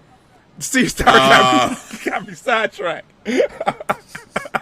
Full capacity. Oh, yeah, full capacity. Yeah, Chicago. Wrigleyville, Comiskey, 60% capacity. 60%. Yeah, 60%. So maybe when they go full-fledged open, that's when WWE will come into town, man. That would make sense. I mean, it'd be all state, getting a pay-per-view, probably Survivor Series. We got time. Yeah. And I think by then, if everything is going the way it's going, it should be fully open. It should be fully open. So I miss going to a live show. I miss it. Like, just being in there with the fans and just feeling the energy, being part of that. I can't wait till we get back to that, man. Like, I think I'm going to go one of these independent wrestling shows called Warrior Wrestling. They're going to be in Chicago Heights, which is like literally 15 minutes away from me, bro. So, yeah. I think, not Kylie Ray. What's her name? I forgot her name. Oh, Thunder Rosa will be there in August. Okay. Yeah. Nice. Yeah. All right. Well, yeah, I mean, that's something to look forward to for sure. But yeah, man, we're getting there. We're getting there. With Double or Nothing, that, is just around the corner. So seeing a full crowd for that is going to be insane. Yes. Like, that's going to be insane to watch. So I can't wait for that. Yeah, we're getting there. But yeah, any final thoughts before we call this an episode? Just one thing. Yeah. RK Bro. Yeah. All right. I'm digging the story between RK Bro and the New Day, because if you've seen that rap middle, I guess he tried to he tricked New Day and Randy Orton in the backstage segment so he can have some peace. But it didn't go like that. You know what I'm saying? It's like, no, fuck that. You know what I'm saying? Meet me in the ring. And so that's what it went. It was Kofi against Randy Orton. But New Day kind of went in a heelish way a little bit. Xavier distracting with the trumpet, Orton's like, what the hell? And Kofi used that to his advantage. But what was cool was the aftermath when Matt Riddle was like, bro, what the hell? And he pushed Xavier down. And Xavier was like, okay, that's what we on? Okay. Go be with him. Go be with Randy. See, I took that as more of on Riddle's side, that Riddle was showing an edge that maybe he's gaining from Randy. Because I feel like the way the story's being told, it's Riddle trying to change Randy. But I think what might end up happening is that Randy changes Riddle, and that Riddle gets an edge to him that we haven't seen. That he finds that killer instinct and starts being like Randy. And it wouldn't surprise me if Riddle's the one to turn on Randy eventually, because we're all waiting for the RKO from Randy to hit. But I think it could be Riddle that ends up just taking Randy out and just flip it. You got me giddy, man. You got my show my dimples now. I'm down for that, bro. I'm down for that, bro. I think that it would make so much sense. It would make so much sense. By the way that all went down, I saw it in Riddle. I said, oh, he pushed him down. Like, he's not even aware of it, and like he's changing little by little. Like, that's the first step. Now we'll watch and see what happens next time. But I think if we see this evolution of Riddle just starting down this dark path, but he's not even aware of it, and then just like all of a sudden you're like, wait a minute, he's vicious. Right. Like, what the fuck? Like, just to see like, that. He's just one in the heel way type of way. Right. Curious and curious, sir. And then you got Randy being the one being like, okay, all right, I created a monster. Because you see, he listens to Randy when Riddle backstage was trying to talk. He was like, and he was like, there we go. All right. He does what he has to do. That's right. Oh, man. So, yeah, that could be interesting. I guess one last thing for me would be Kofi Kingston beating Bobby Lashley. Seems to be setting up Kofi potentially to go against Bobby Lashley one-on-one for the WWE Championship. You're laughing, so I'm curious. Are you out? You're not really feeling this? Because I'm getting flashbacks of Brock, bro. if you seeing what Bobby's doing already to the competition, man, heavyweights. Yeah. I expect the same result the same result. How he handled Matt Riddle, how he handled The Miz. Yeah. He should be able to handle Kofi. Yeah. Kofi. It should be the same result as it was in the Brock match. I'm sorry. Even though people, I didn't like it, but, I look at Brock and Bobby as like the two strongest. You know what I'm saying? Like they're just as strong. They're almost like similar to each other, like MMA backgrounds. That's true. Similar paths, bro. You know what I'm saying? Wrestling background as well. So, in my head, logically, he should be able to wrap this up in 5 minutes against Kofi. But do you see the potential for maybe Kofi to use that as a learning experience, what he went through with Brock?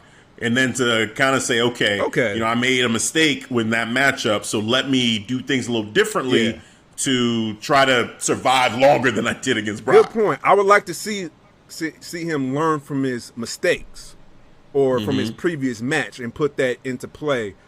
'Cause if I see that would be cool. Like, okay, he's gonna try to chop him down, work on his knees, his legs, try to chop him down so you get down to his level. If I see that would be cool because that would make sense. Like, oh, he's learning from his mistakes.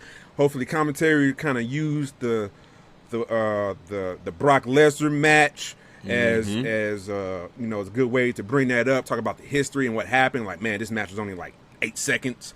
So you think hopefully Kofi could learn going against Bobby now. So that's a good point, though. I like that, man. I didn't even think about that. I seriously didn't even think about that. Yeah, because for me, I feel like this is a chance at redemption for Kofi that he never got against Brock. Yeah. Like he can redeem himself to a point. He doesn't have to win, but at least put a better showing on than you did. I mean, and it's not going to take much. I mean, 8 seconds, my God, like that was awful. So to actually have a match, for the title with a guy that's similar to Brock, who has that same kind of intimidating factor also. And then, to your point, I mean, he ragdolled Riddle and all these other guys. So we could all see it going the same way. And I can see MVP getting in Kofi's head too, saying, hey man, you shouldn't even do this match because we've already seen what you look like against somebody that's a physical specimen like Bobby Lashley. Like we've seen this already, Kofi. You sure you want to do this to yourself again? You want to get embarrassed again? And then that's motivation for Kofi, and so I feel like there is an interesting story, a little bit of a redemption story in it for Kofi. Win or lose, I think it'd probably be a loss because I don't think he beats Bobby. I think hopefully we're on the road to what we both wanted for Bobby, which is a run till SummerSlam, and especially since he survived this triple threat, because we were on the fence, even though we both picked Bobby, but we were on the fence with it. And so, now I think we will get that Bobby Lashley run to SummerSlam. But I think Kofi versus Bobby, I think, has an opportunity for, a nice story for both of them, but specifically for Kofi. So, yeah, man. Just wanted to bring that up, too, before we close this out. All right. So, that is going to do it for this episode. This WrestleMania Backlash recap. Walking Dead version. Walking Dead. That Walking Dead version. No, never again. Never again. Didn't happen. Oh, man. AEW and NXT, we recapped it all. So that's going to do it. But before we go, as per usual, Devin, tell the people where they can catch us. Yes, all the time. You can always catch us on the various social platforms. We got a few, we got a couple. I will go down the list. Big shout out to our Instagram page. We got Instagram. Of course, we got the Facebook. Also, a great community, the Facebook group page, Clark Street Wrestling Community. If you want to join, just search for us on Facebook. Hit that invite, hit that join, and we will embrace you with open arms. All talks about all walks of wrestling, have some debates, we joke around. It's fun, a good group of us. And, of course, the Twitter. And we had over 700 followers, 707 to be exact. Woo! On to 1,000 followers on the Twitter. Over 1,000. Yes. And of course, we do have TikTok, the amazing TikTok. Yes. Cannot forget about the TikTok where we update our small social platform with the clips.